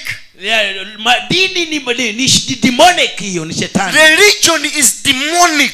Dini ni roho ya It shetani. speaks about me Inayezungumza and kunihusu myself mimi with myself. na pamoja na mimi. Religion does not speak about God. Dini haizungumzi kuhusu I am the one who is sitting on this seat. mimi, ndio nimekalia hicho This kiti. is my church. Hii ni kanisa yangu. This is my ministry. Hii ni huduma yangu. This is my washirika. Hawa washirika ni wangu. Does not involve God. Hawahusishi Mungu. Religion is about personalities. Na dini ni kitu cha upekee. Religion is about individualism. Dini ni kitu cha upekee. Religion is about mockery. Dini ni kitu ambayo ni ya It does not involve haihusishi God in anything. kwa Mungu kwa chochote. It does not invite Haikaribishi the kingdom ufalme of heaven.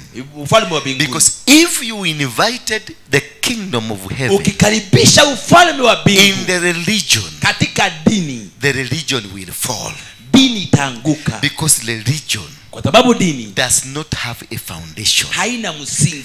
But the kingdom, Lakini ufalme they have a foundation. ina msingi. Because the world Kwa sababu neno is founded imewekwa msingi on the foundation kwa ule msingi of the kingdom ya ufalme of heaven. ya mbinguni. The world Ulimwengu is founded ambayo imewekwa msingi on the kingdom. ya ufalme. In the book of Genesis, Katika kitabu cha Mwanzo chapter number 1, mstari wa from verse 1, mstari wa kwanza, the Bible says, na Bible inasema before anything, kabla ya chochote the world, neno, dunia, the earth ulimwengu was formless. haikuwa na chochote, There was nothing. haikuwa na chochote. So when God, and the earth was without form Ulimwengu ulikuwa form, and was void, haikuwa na chochote, and the darkness was upon the face of the deep, na giza ilifunika and ulimwengu, the Spirit of God moved upon the face of the na waters. roho wa Mungu alitembea juu ya maji. Verse 3. Mstari wa 3, And God said, let there be light. na Mungu akasema na kuwe na nuru, And there was light. na mwanga ukawa. 4, please, quickly. Mstari wa 4, And 4, please. namba 4, And God saw the light, na Mungu akaona mwangaza that it was good. ilikuwa bora, And God divided the light from the darkness. na Mungu akatenganisha nuru na giza. That was when the kingdom of heaven was created. Hapo ndipo ufalme wa mbinguni ulipoundwa, When the light and darkness were separated. wakati nuru na giza zilipotenganishwa. So the moon and the star were given a government of the night. Mwezi na nyota zikapatiwa nguvu, And the sun was given a government of the day. na jua ikapatiwa And sehemu ya from mchana. then we started counting seasons and times. Na tukaanza Because kuhesabu there nyakati. became light day. Ikawa nuru na siku ikaja, And there became night. na ukaja usiku, Darkness that was night. na usiku kukawa ni giza. It became the first time days were started, they were counted. Ikawa ni wakati wa kwanza siku zilianza kuhesabiwa. Because after sleeping they will wake up in the morning Walipokulala kuna kuamka asubuhi, and they will say yesterday, na kusema jana, and they will say today, na kusema leo, and they will say tomorrow. na kusema kesho. So a structure of government started forming. Ufalme ukaanza kujiweka. Because kingdom Ufalme is based imewekwa on days and nights. na usiku na mchana, And therefore days and nights, usiku na mchana, they will form seasons ikaanza nyakati zikatengeneza and times. na wakati. And therefore when we have seasons and times, Tukiwa na nyakati na God created a platform Mungu akatengeneza of how to speak to you jinsi ya kuongea na wewe or how to make you become. na kuanza. And the verse number 5 Mstari is, wake wa 5, and God called the light day, Mungu akaita mchana siku, and the darkness he called night, na akaita giza and the evening na jioni and the morning na asubuhi were the first day. zikawa za kwanza za siku. So we started counting Tukaanza kuhesabu our days siku zetu, that became morning ikaanza kuwa na asubuhi and the evening. na hata jioni. So morning, Asubuhi it is morning ni asubuhi, at the beginning of the day, ni mwanzo wa siku, and the day evening, na siku ya it jioni is towards the end of the ni day, kukaribia mwisho wa siku. as we initiate ourselves into the night. Tunapokaribisha usiku, Then we start counting our days. tunaanza kuhesabu siku That zetu, is why we are given days na hiyo ndio sababu that tumepatiwa we siku live on now. ambazo tunaishi kwa So we dunia. have days that we live. Tuna siku za kuishi. Methuselah lived 900 years. Methusela aliishi miaka 900. People like Abraham, they lived longer. Abrahamu akaishi miaka But mingi. as we continue to remove ourselves from the kingdom, Tulipojiondoa kwa ufalme wa Mungu, the days to live started being minimized, siku za kuanza kuishi zikaanza kupunguka, and our days were reduced reduced na siku zetu zikapunguzwa to now 70 years, sasa ni miaka 70, to now 50 years, kuna miaka 50, to now 30 years, kuna miaka zingine to 30, 20 years, hata miaka to 20, 10 years, hata miaka to 10, 5 hata years, miaka 5, to 1 year, mpaka mwaka to moja, 1 day, siku moja, to 0 day. hata to 0 Because days. some are dying Wengine wanakufa before experiencing a day. bila hata kuona siku. Because that is the characteristic Hizo ndizo tabia of religion.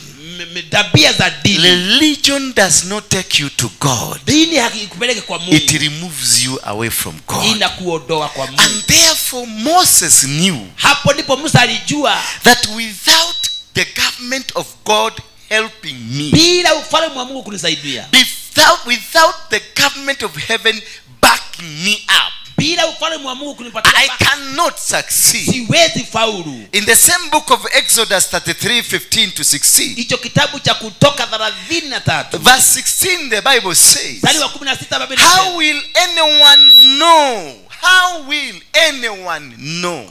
watu watajua namna gani? How will anyone know? He was asking for indicators of the government. Akasema kama nitaongoza ufalme, How will anyone know? watu watajua namna gani? For wherein shall it be known here that I and thy, give us NIV please. This one is so complicated for these people. They did go to school. That how will people know Watu watajua namna gani I am coming from a king? ya kwamba nimekuja kwa That mfalme, I have been sent by a king. ya kwamba nimetumwa na mfalme? How will they know Watajuaje that I am sent to liberate people? ya kwamba nimekuja nibadilishe watu? Because children of Israel Watu wana wa Israeli were held captive politically. walitekwa nyara wakawa watumwa, They were politically held captives. walishikwa kama They mateka, were serving government. walitumika chini ya serikali, They were slaves of the government. walikuwa watumwa wa serikali, They were not operating as free people. hawakufanya kama watu walio So huru. it is only the structure of a government that can capture you.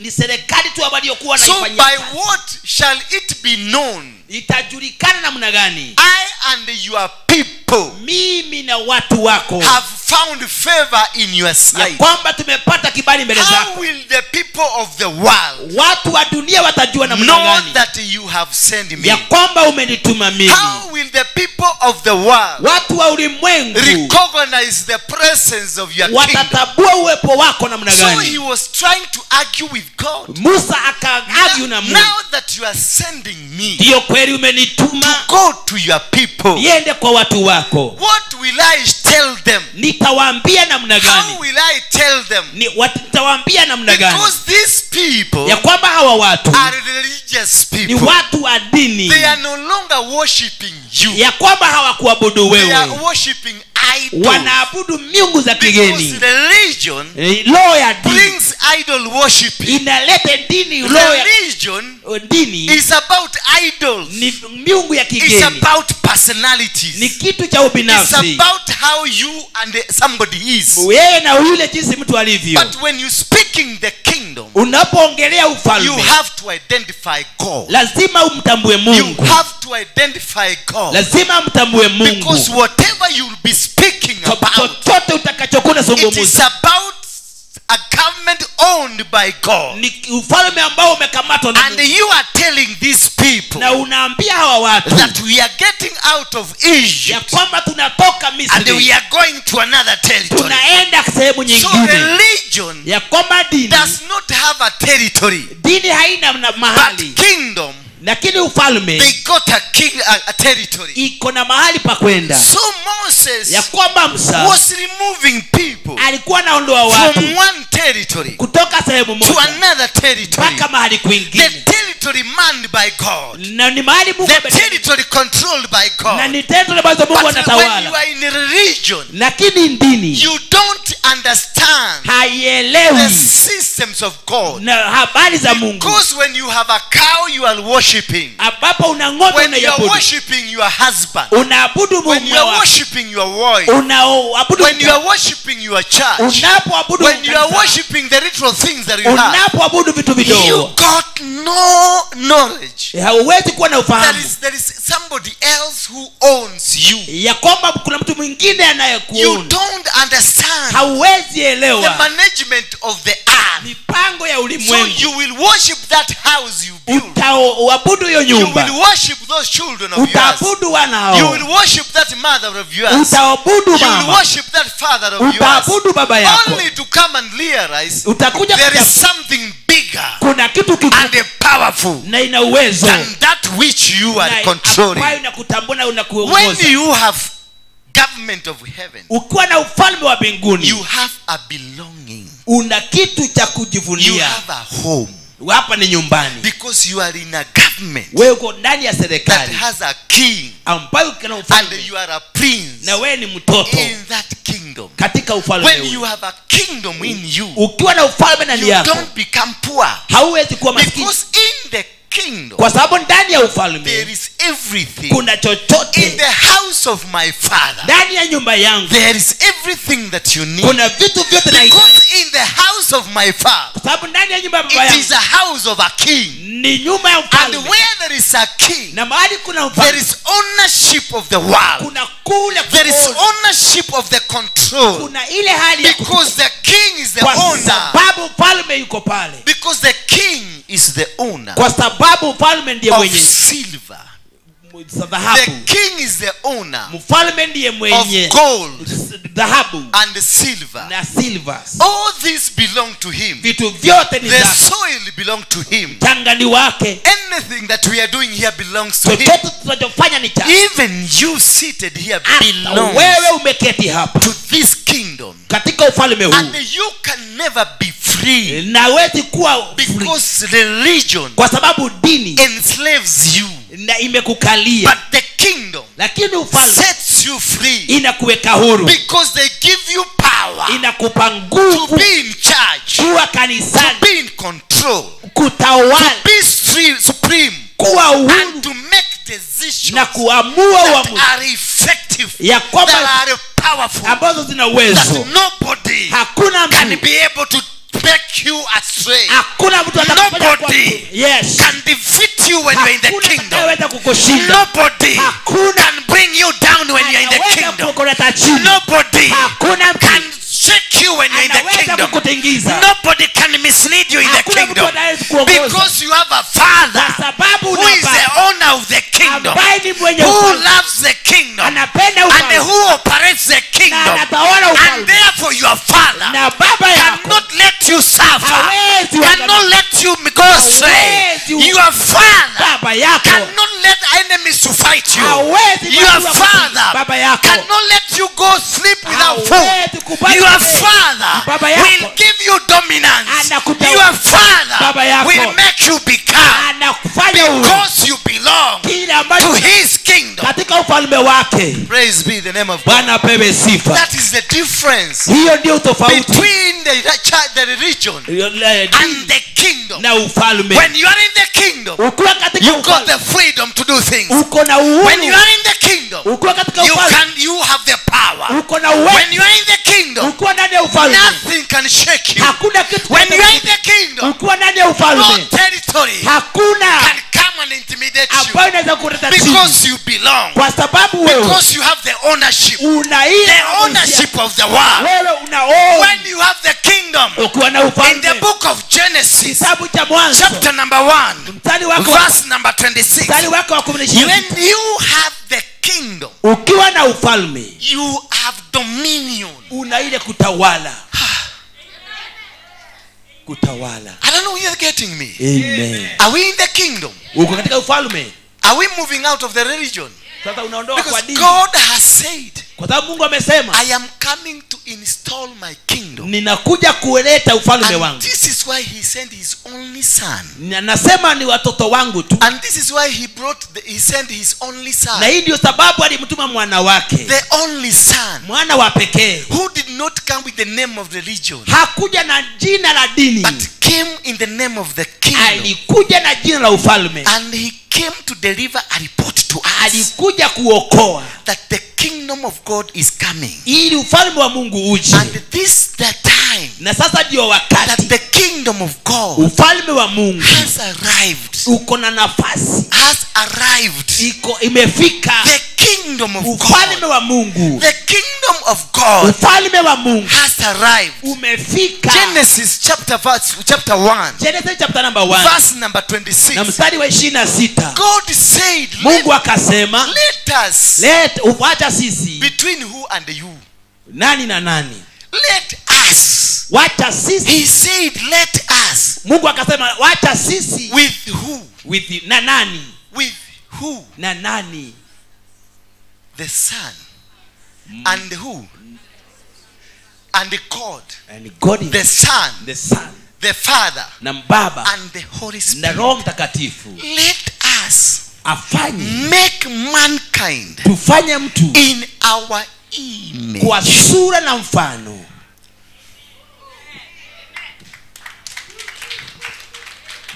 Let us. Wacha sisi. Jesus. Yesu. My life. Come here. Let us. Wacha sisi. The Father. Baba. The Son. Na Mwana. And Roho Mtakatifu. Let us make. Wacha tufanye. A mankind.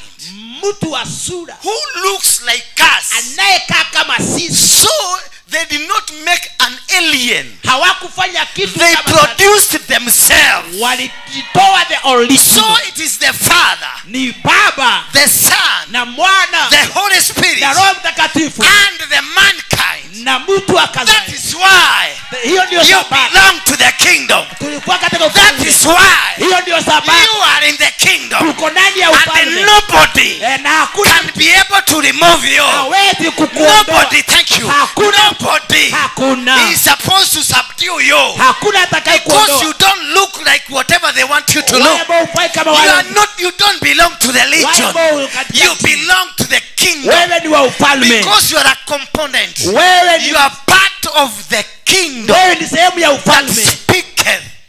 You are part of the Holy Spirit. Wewe ni sehemu ya Roho You are Mtakatifu. part of the Son. Wewe ni sehemu ya You are Mwana. part of the God. Wewe ni sehemu ya Baba. In our Kwa likeness. sura na kwa In mfano our character. na tabia. In the likeness of Kwa God. mfano wa Mungu. You are. Wewe ndiye In the likeness of kwa God. mfano. You are like God. Wewe ni kama And the Mungu. God is a king. Na Mungu ni Therefore you are part of the wewe ni kingdom. sehemu yao.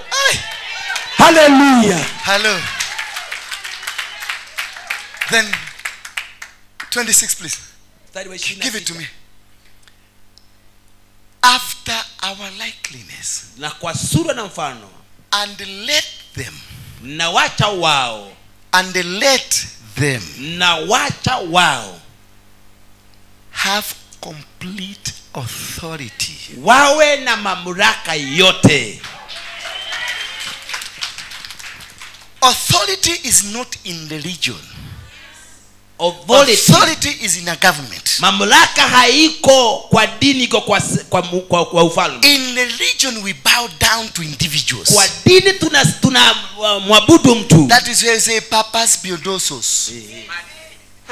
That's man-made. Hiyo ni kitu kingine tofauti. The religion does not have authority. Dini haina mamlaka. And when the Catholic discovered they don't have an authority, Catholic walipojua kwamba hawana mamlaka, they negotiated with the government of Italy. Wakaongelea na government ya Italy. To have a piece of land. Wakawa na sehemu ya and shamba. they call it a government. Na wakaita serikali.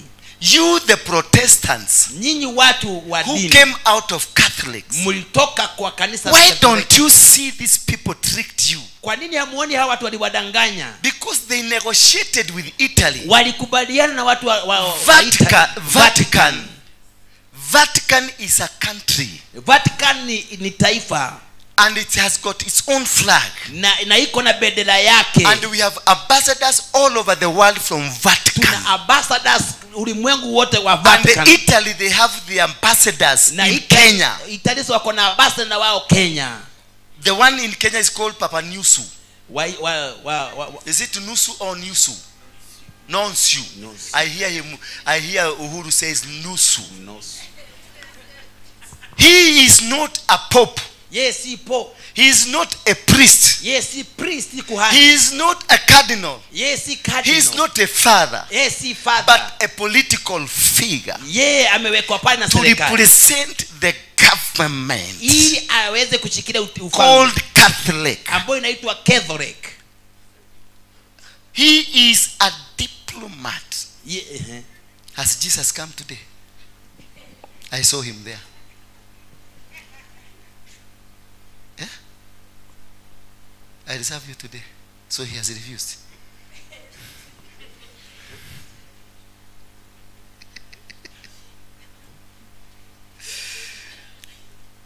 The Catholic Church, Kanisa la Katoliki they lied to you.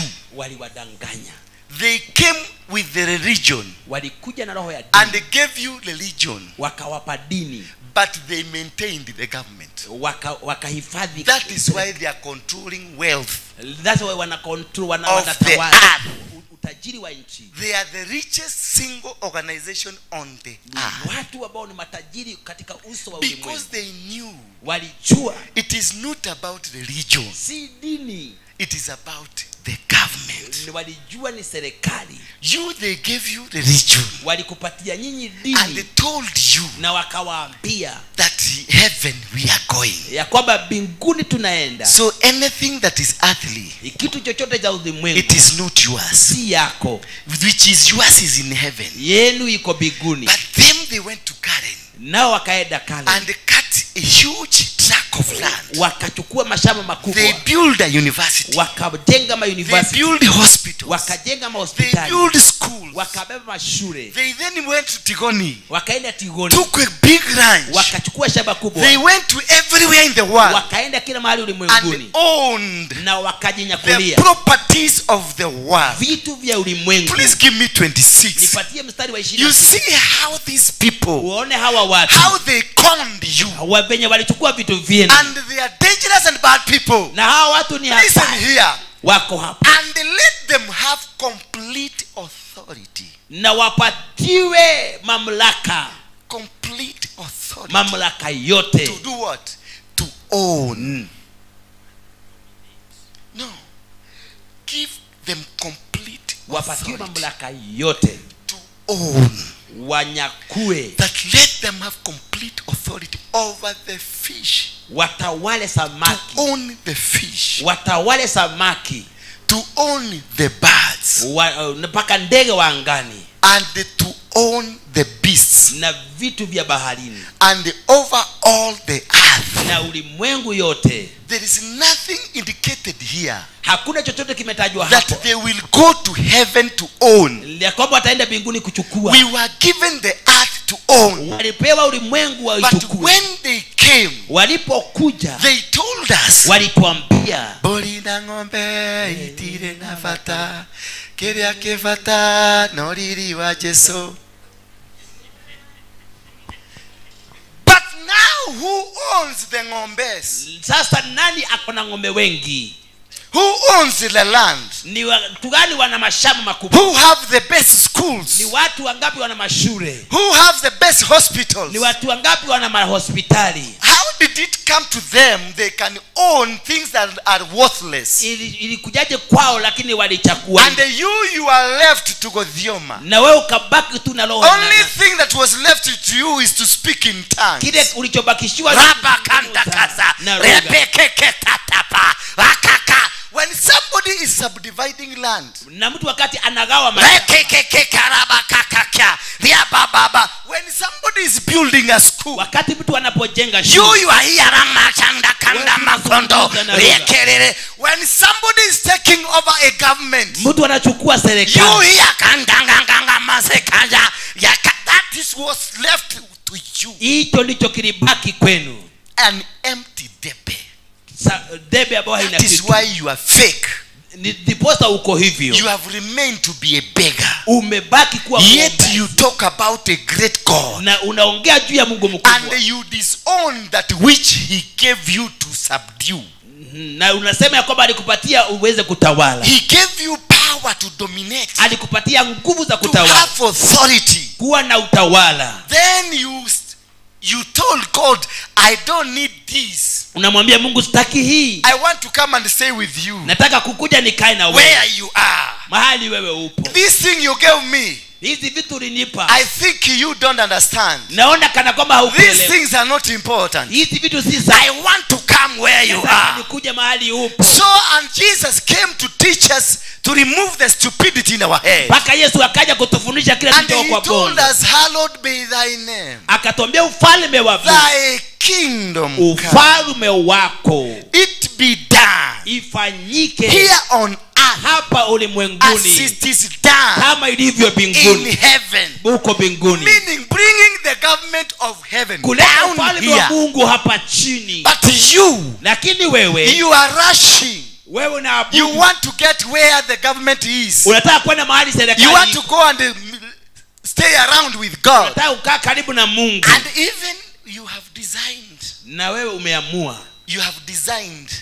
umepanga, You have a design kuna kitu umetengeneza of where exactly you want to go and live. kile mahali unataka kwenda na kuishi, In a corner.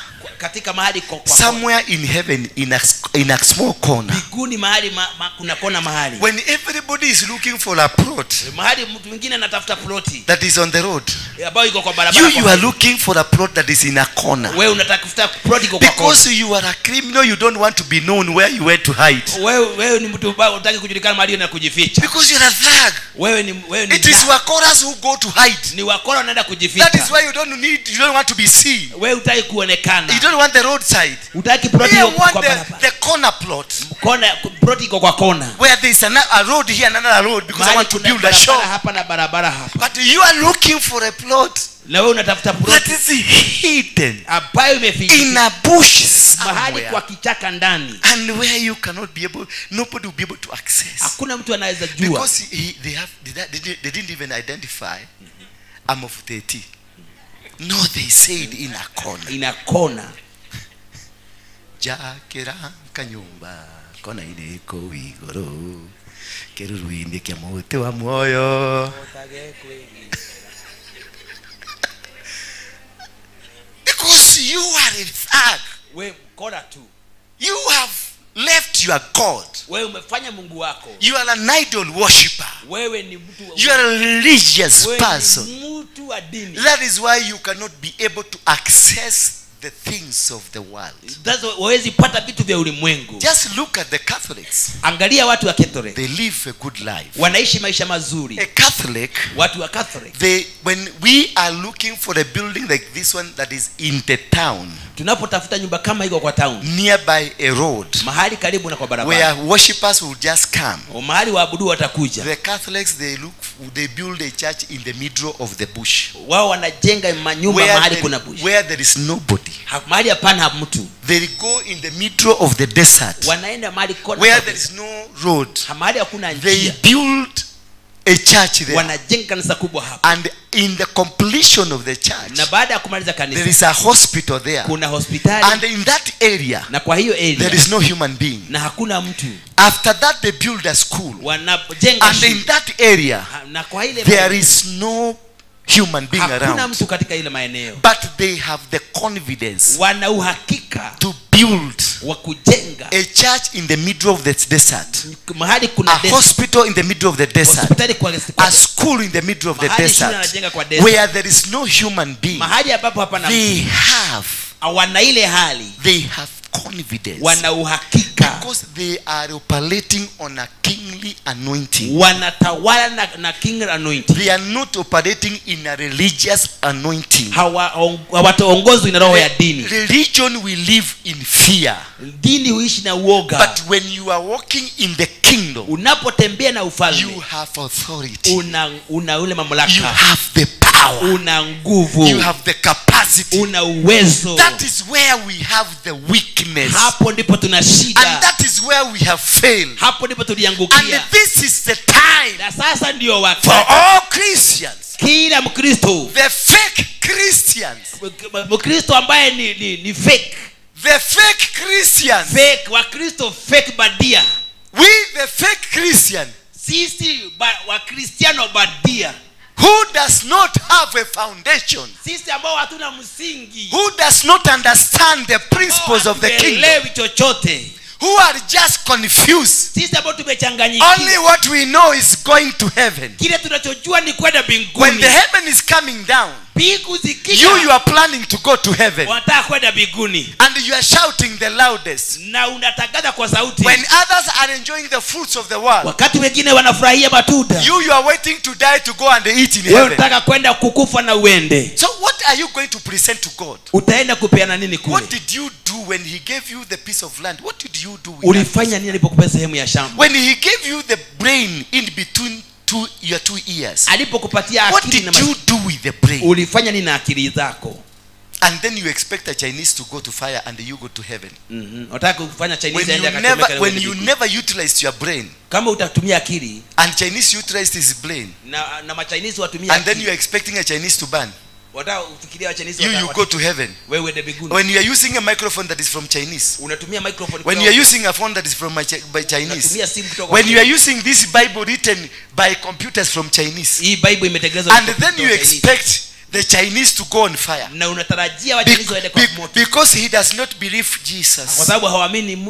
He has not what do we say it? He has not confessed to Jesus, to profess. You have not professed that to Jesus Christ as your personal Savior. Hawajakiri Yesu ni Bwana.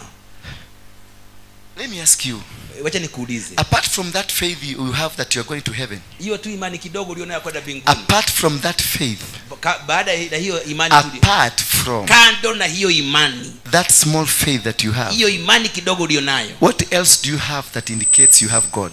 Nini kingine kitaoneshana uko na Mungu? You are wearing mutumba.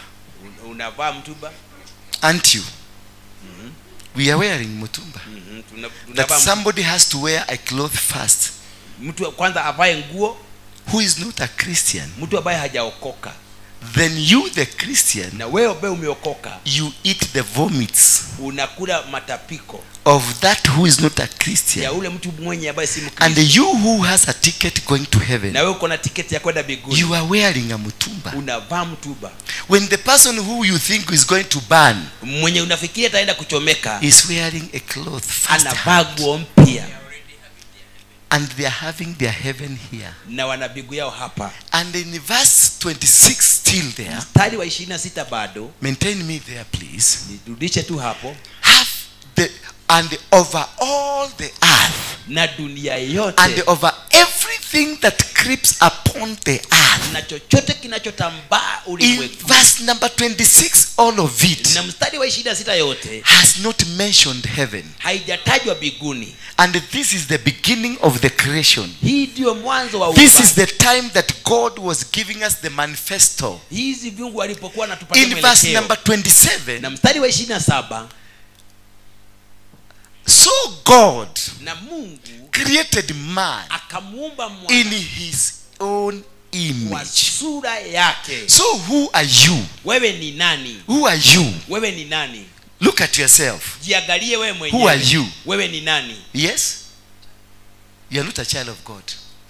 You are a God. Wewe ni Mungu. Religion tells you are a child. Dini ilikwambia wewe ni mwana. But mwana. I am in the image of Niko God. Kwa sura ya Mungu. The image is that what you see in the mirror. Ni image that woman you see in the mirror. Kenye unaona kwa kioo. That is the image. Hiyo ndio so sura. I am in the image of God. Sura ya Mungu. So who am I? Mimi ni nani? I am God. God. mimi ni Mungu. That is why he gave me a responsibility Akanipatia to utawala continue his work of creation. kuendelesha kazi ya ubaji. That is why I create.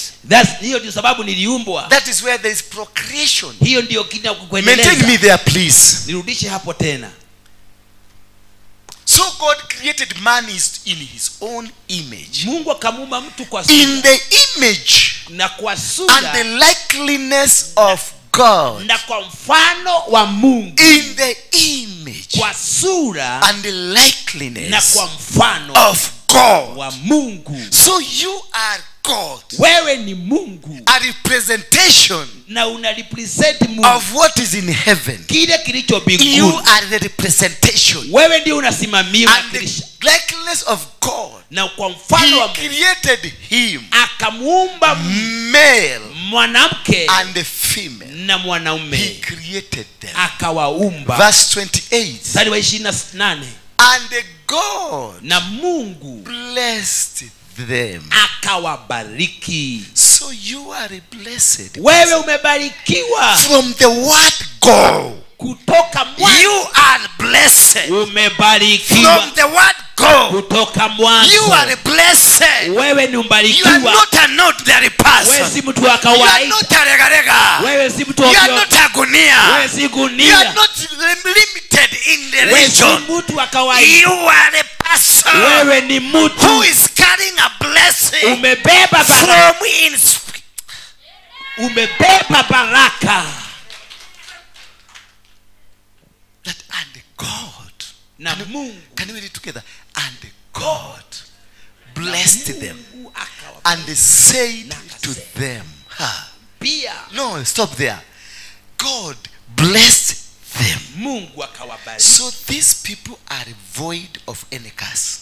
Watu hawana laana chochote. They don't have a curse. Hawana laana popote. They are already blessed. Wamebarikiwa. Then he told them, Na kisha akawaambia, get out of here. tokeni hapa. Go multiply Edeni mkaongezeke and be fruitful. na mkazalishe. That in other words, Kwa mfano mwingine he's saying alisema he created you alikuumba wewe a seed kama mbegu that can germinate, ambayo inaweza that can produce. inaweza So you are a seed wewe ni mbegu that is supposed to germinate ambayo inaweza kuwa and produce more seeds. iachilie matunda. You are a conqueror. Wewe ni mshindi. You are a powerful man. Wewe ni mtu. You are a seed Wewe ni that mbegu is supposed to produce ambayo inapaswa more kuwa and more. more He told him, be fruitful. na mkazalishe. So you are a fruit, Wewe ni and the matunda. fruit inside, Tunda na ni they are seeds ni mbegu that will germinate itakuwa to produce more fruit. achilia matunda. You are not just like that. Wewe si You hivyo are tu. not just like a somebody. Wewe si mtu. You are a fruit of Wewe ni God. matunda ya Mungu. You are a fruit of Wewe ni God. matunda. A fruit that has fruits. Matunda ambayo ina mbegu.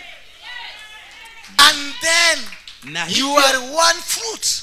wewe ni matunda.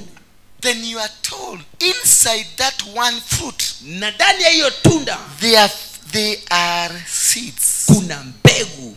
Inside that fruit. Kwa ile tunda kuna mbegu. So you are planted alone.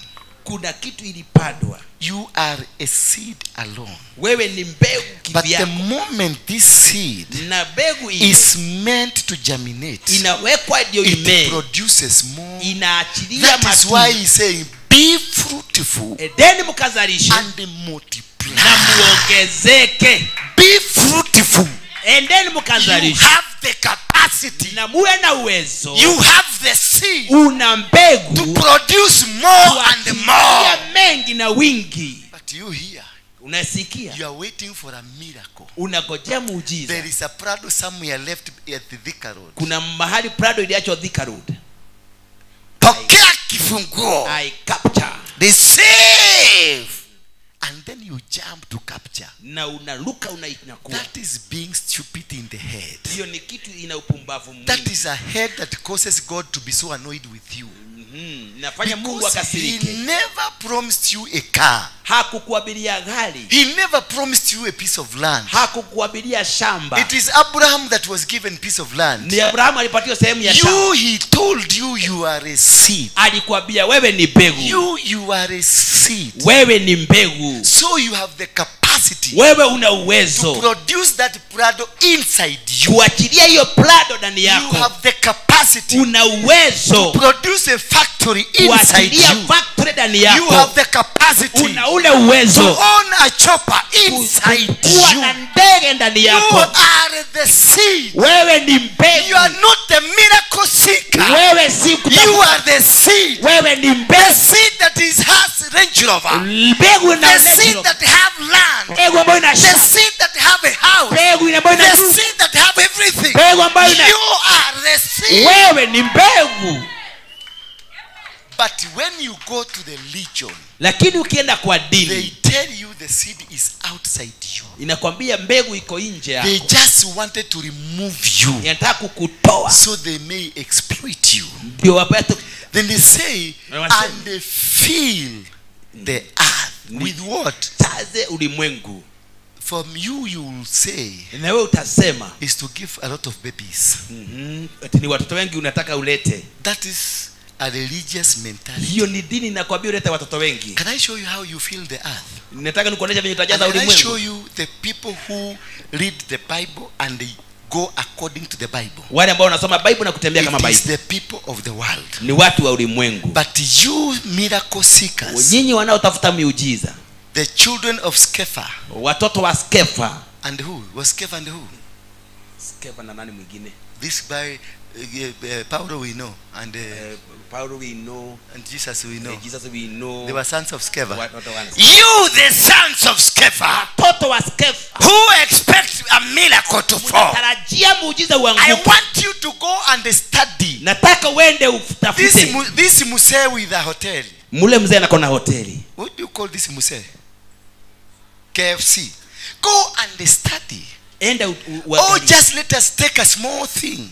Let us take an example of a burger. kitu kama burger.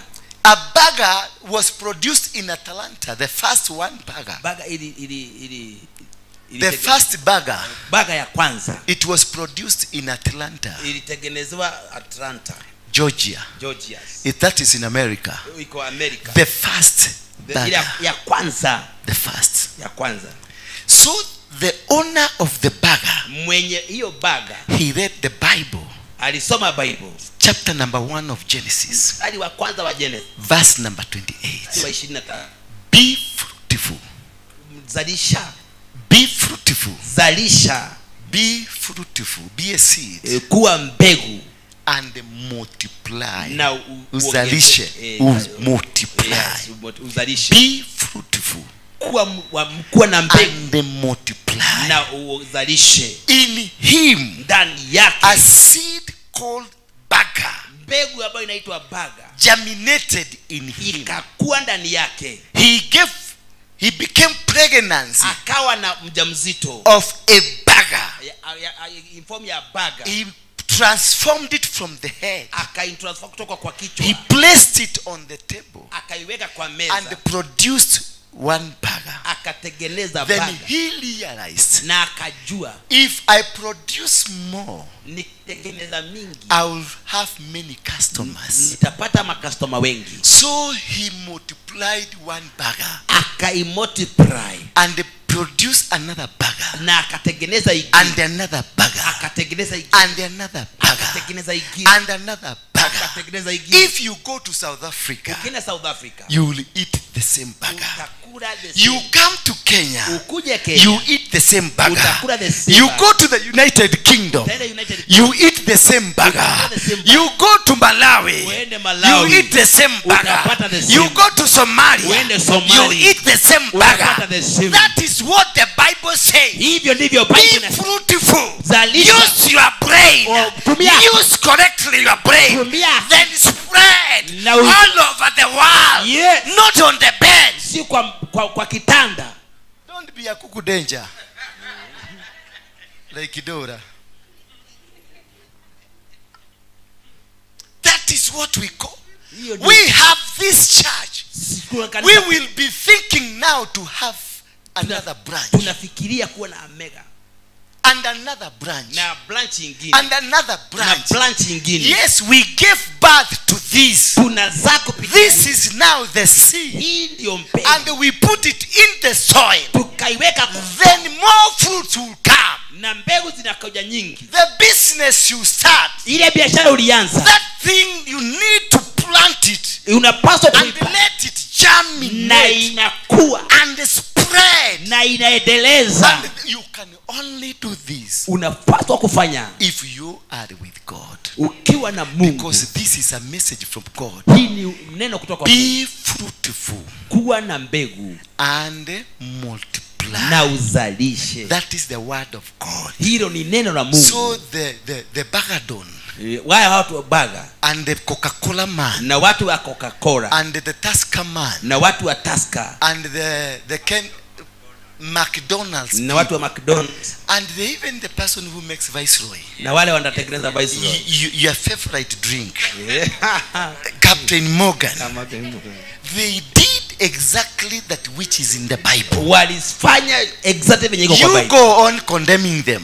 Unawahukumu tu, You go on condemning them. endelea tu kuwahukumu. But the production, what they are doing, Kenye it wanafanya is what is in the ni Bible. kile kiko kwa Bible. In the book of Genesis, Kitabu cha Mwanzo chapter number 20, verse number 28. mstari wa 28. That is what is written. Hivyo ndivyo That, and God blessed them. He gave them a hand to Mungu produce. akawabariki. When you are blessed, He did not bless your head. Wakati alipobariki, No, I'm saying when you are blessed, ukiwa umebarikiwa, God does not bless your head. Mungu habariki kichwa, Does not bless your legs. habariki He mguu, blesses the work of your hand. anabariki kazi ya mikono. So there must be a work. Lazima kuwe na kazi, There must be a work lazima kuwe na kazi for the blessings to kwa come. sababu ya baraka Because kuja. He blesses the works Anabariki of kazi your hands. ya mikono yako. So if there is no work, Kama hakuna there kazi, is no blessing hakuna come. baraka. You must use the brain. Utumia akili, You the seed. utumia Put mbegu, yourself into the soil. uweke kwa mbegu, Then germinate. alafu ikue, Then you produce alafu more uzalishe fruits. hizo mbegu. Then it says, Yes. and fill the earth. Na ujaze If ulimwengu. you go to anywhere in the world, Ukienda dunia there is yote a beggar. kuna abaga. If you go to anywhere in the world, Ukienda kila mahali there duniani is a viceroy. kuna Viceroy. If you go to anywhere in the world, Ukienda dunia there is yote Coca-Cola. kuna Coca-Cola. If you go here in the world, Ukienda these popote. people, they don't even know you are Jesus. Kuna watu hawajui Yesu yako. If you go to anywhere in the world, Kukienda there is a TV. kuna TV. If you go anywhere in the world, there is Andmark. Kuna hizi If you go to anywhere in the world, Kuna there is hizi this. drums set. And these people, Hawa watu they don't know you are Jesus. hawajui Yesu wako. But they will do the works of God. Wanafanya kazi ya Mungu. They don't know who that's Jesus you talk about. Hawajui huyo Yesu unasema. Now see, Angalia sasa, you have an advantage. kuna faida. Them they know one part. Wanajua sehemu moja tu. But you know two parts. Wewe unajua sehemu. You have Jesus with Una you. Yesu, You have the brains with you. una akili, And you are blessed. wewe umebarikiwa. But you are still poor. Na bado wewe ni maskini. So what representation will God Jesus present before his Father? Na Yesu alipeana nini kwa Baba? Will he represent you? Will Atapeana wewe. he just tell me, with the poverty that you have, Na ule umaskini uko nao, will Jesus tempt to take you before God? Yesu atajaribu kupeleka kwa mbele za Mungu. And there is a Chinese who is very successful. Na Chinese amefaulu sana. I didn't say that. Hajasema hivyo. Let's give I'm almost finishing. Niko karibu sana I kumaliza. want to combine the deliverance with what I'm doing. Nataka kuunganisha deliverance sababu kuna Yeah, deliverance. because I have another assignment somewhere. Kuna mahali tutaenda And they say, na inasema be fruitful and multiply. na uzalishe. Fill the earth with your commodities. Jaza ulimwengu wote. Then number 3, Number 3. which is more important than others. Ambao ni ya all. muhimu sana. Then do what? Let's read together. And Subdue. Subdue. Uishinde. Ishinde. Make it be under your Under your feet. feet. Ishinde. Make the earth Ufanye to ulimwengu be under your iwe feet. chini ya miguu yako. To subdue. Kuishinda. It is to let the earth earth be under you. kuleta ulimwengu na That dunia once you tell the earth I want a car, it will not argue. ukiambia ulimwengu nataka gari na You tell the earth I want to open a business, it will not argue. ukiambia ardhi nataka shamba inaachilia. Because if you don't do that, Kama utafanya hivyo, if you don't do that, kama utafanya hivyo, and God started it in the first verse of the Bible, verse chapter of the Bible, chapter ya kwanza, he told you to subdue akasema uishinde, the earth, ushinde ulimwengu, because he knew kwa sababu alijua the earth can turn against ya you. kwamba ulimwengu unaweza In the kushinda. book of Jeremiah chapter 22 verse 29, Kitabu cha Yeremia chapter number 22, the earth now becomes arrogant na sasa ulimwengu umeanza kuwa na fujo, because you have refused to understand and to follow the work of God. umeanza kutokufuata neno la Now Mungu. the earth becomes a bad one Sasa ulimwengu umekasirika na and wewe, it destroys you. inaanza kukuharibikia. Jeremiah chapter 22 verse 29, Jeremiah chapter 28, 29, 30. 22, 28, 29. But please give it to us.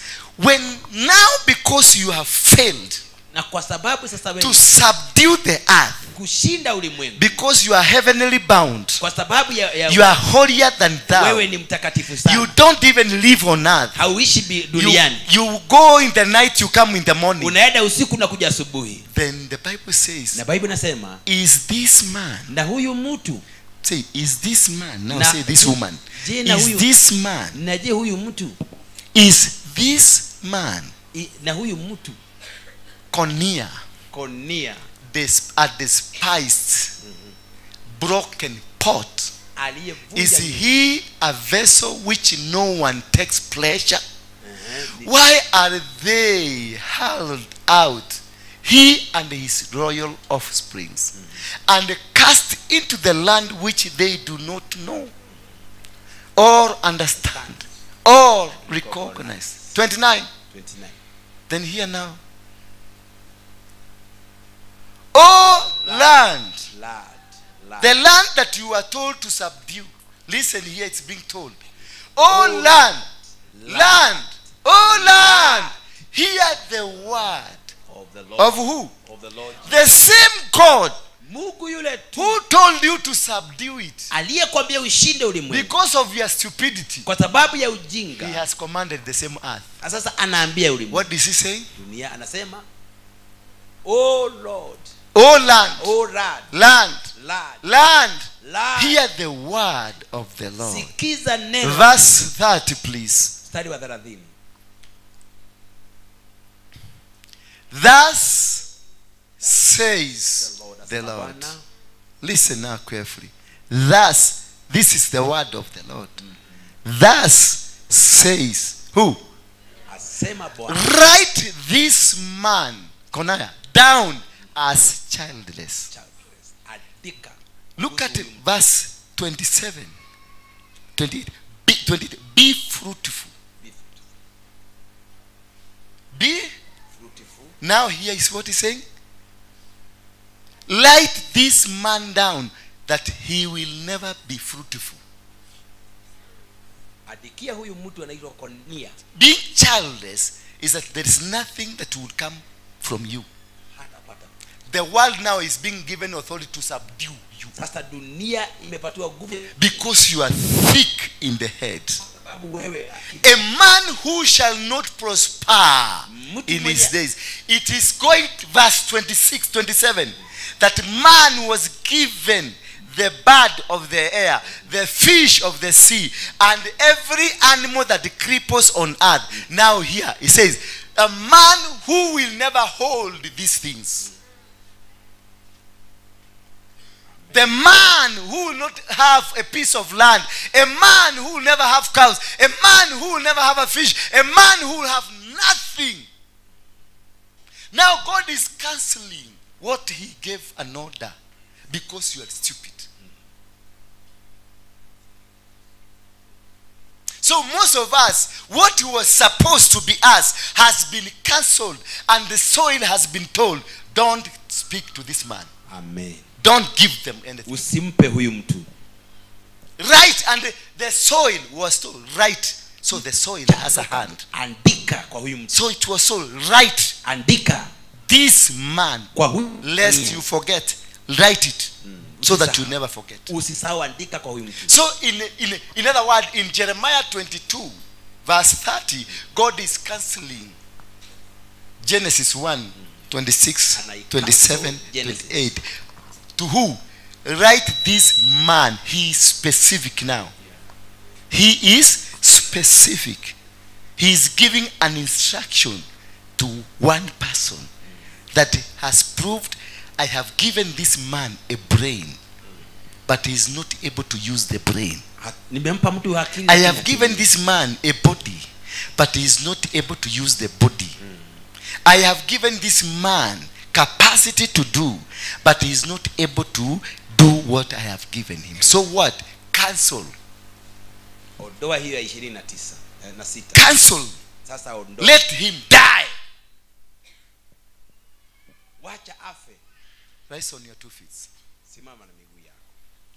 Hallelujah. Sasa ukimwambia simame na miguu yake, sasa atashika miguu asimame, ashike yeye asimame na simama juu na miguu yako. Kwa miguu yako. Kwa Simama. Ningeri ya kwa kui. Kui. Sasa simama kwa miguu yako. Are you blessed? Umebarikiwa. Are you blessed? Umebarikiwa. Thank you.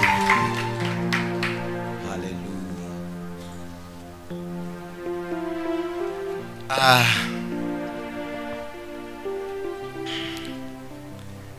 I know you've been told I lost my mother, and we shall be laying her to rest. Is it to rest or to rest? Yeah? But I did not lose my mother. My mother is still there.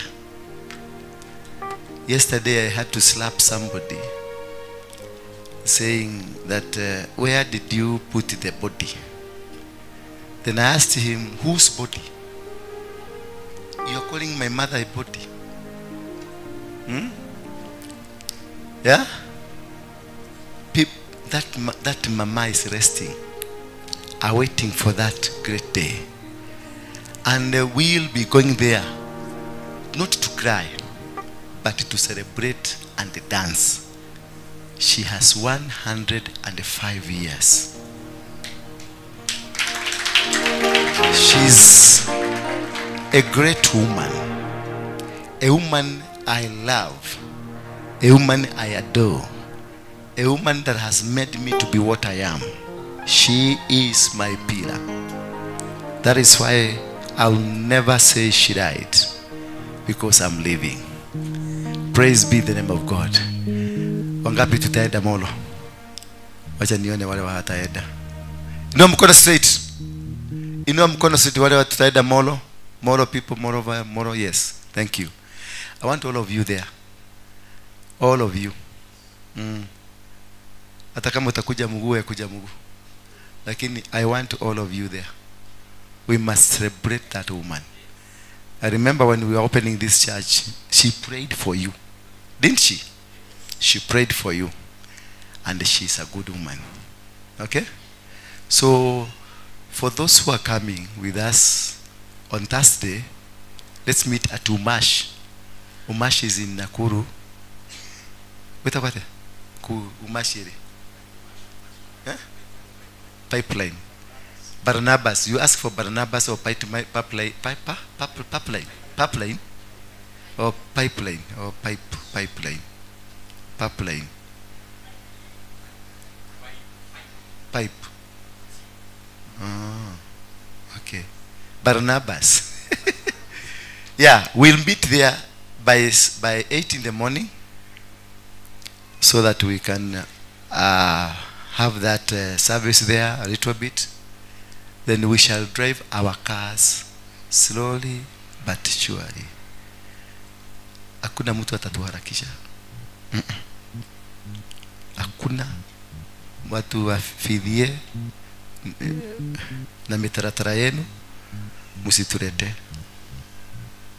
Hata sisi tunajua, hata sisi ni mapatri. Mama yetu apelekwe pole pole, si ndio? Na hakuna machozi, ni kushangilia na kuimba nyimbo za sifa. She has done it. She's been to prison 7 years. in Kamete. She was arrested na huyu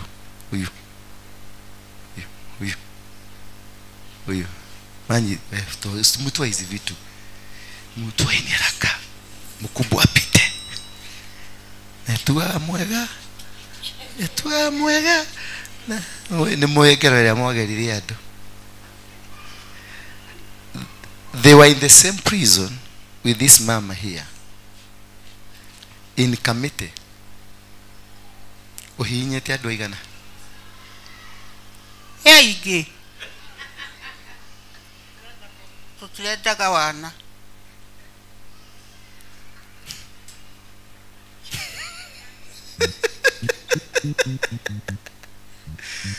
washarirwo 19 ejeri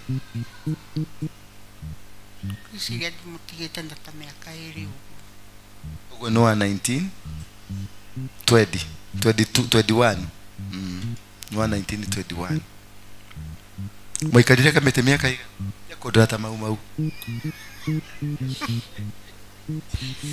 mukowaja 7 good years fighting for the freedom of this nation. She's a great hero.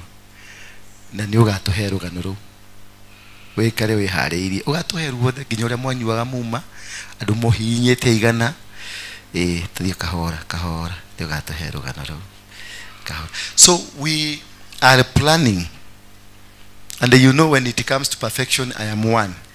Okay. We have put into place the best ever as a ceremony at home.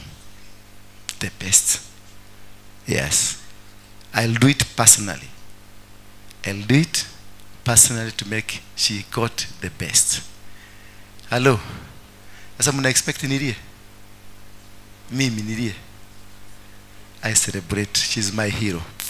So all of us, let us be there. There are buses zile ziko na washosho wote. Washosho. Mnajua washosho? Inyuo sasa kila mtu kama uko na 200, 300, 200, 300, 500 ulete hapa. Kado usilete sadaka, usiweka kwa sadaka useme ulitoa. Utupatie ndio tutafutie hawa shosho mabasi kama 3 hivi. Because hiyo ndio lika yake na wazee wale, hiyo ndio lika yake. Si ndio? Tusiwaache nyuma because wanampenda, wanakujaka. Kuna siku nilikuta wakinisegenya kwa nyumba wakiwa na huyu mama. Huyu. Walikuwa nanisegenya, walikuwa nafikia sisiki.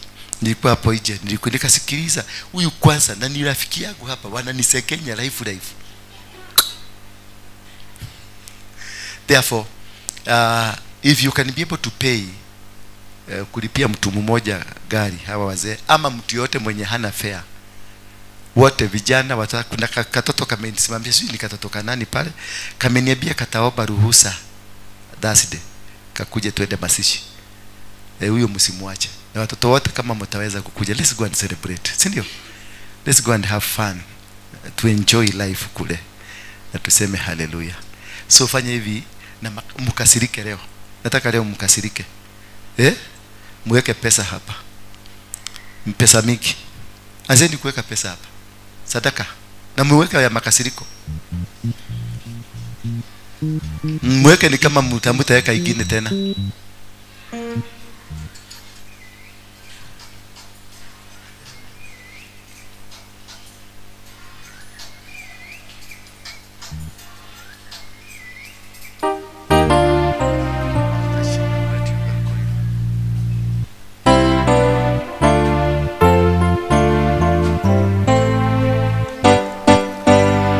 Na wale mko na mapasono msingie kwa mabasi, kuweka gari yako mafuta. Hii ni gharama lazima tulipe.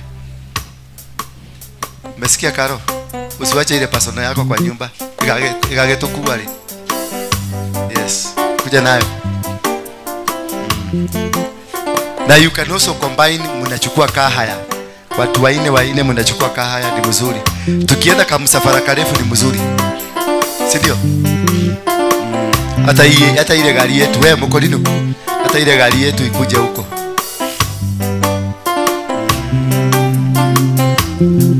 Na siku hizi una dress poa. Hizo nguo ulipeleka wapi?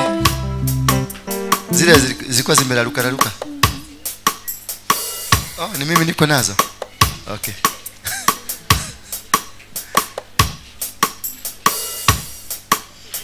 Sasa mnangoja nani? Uniwaibie ndio muibe. Demo ineleka rebo. Kada, mulai kada ya mwaleli.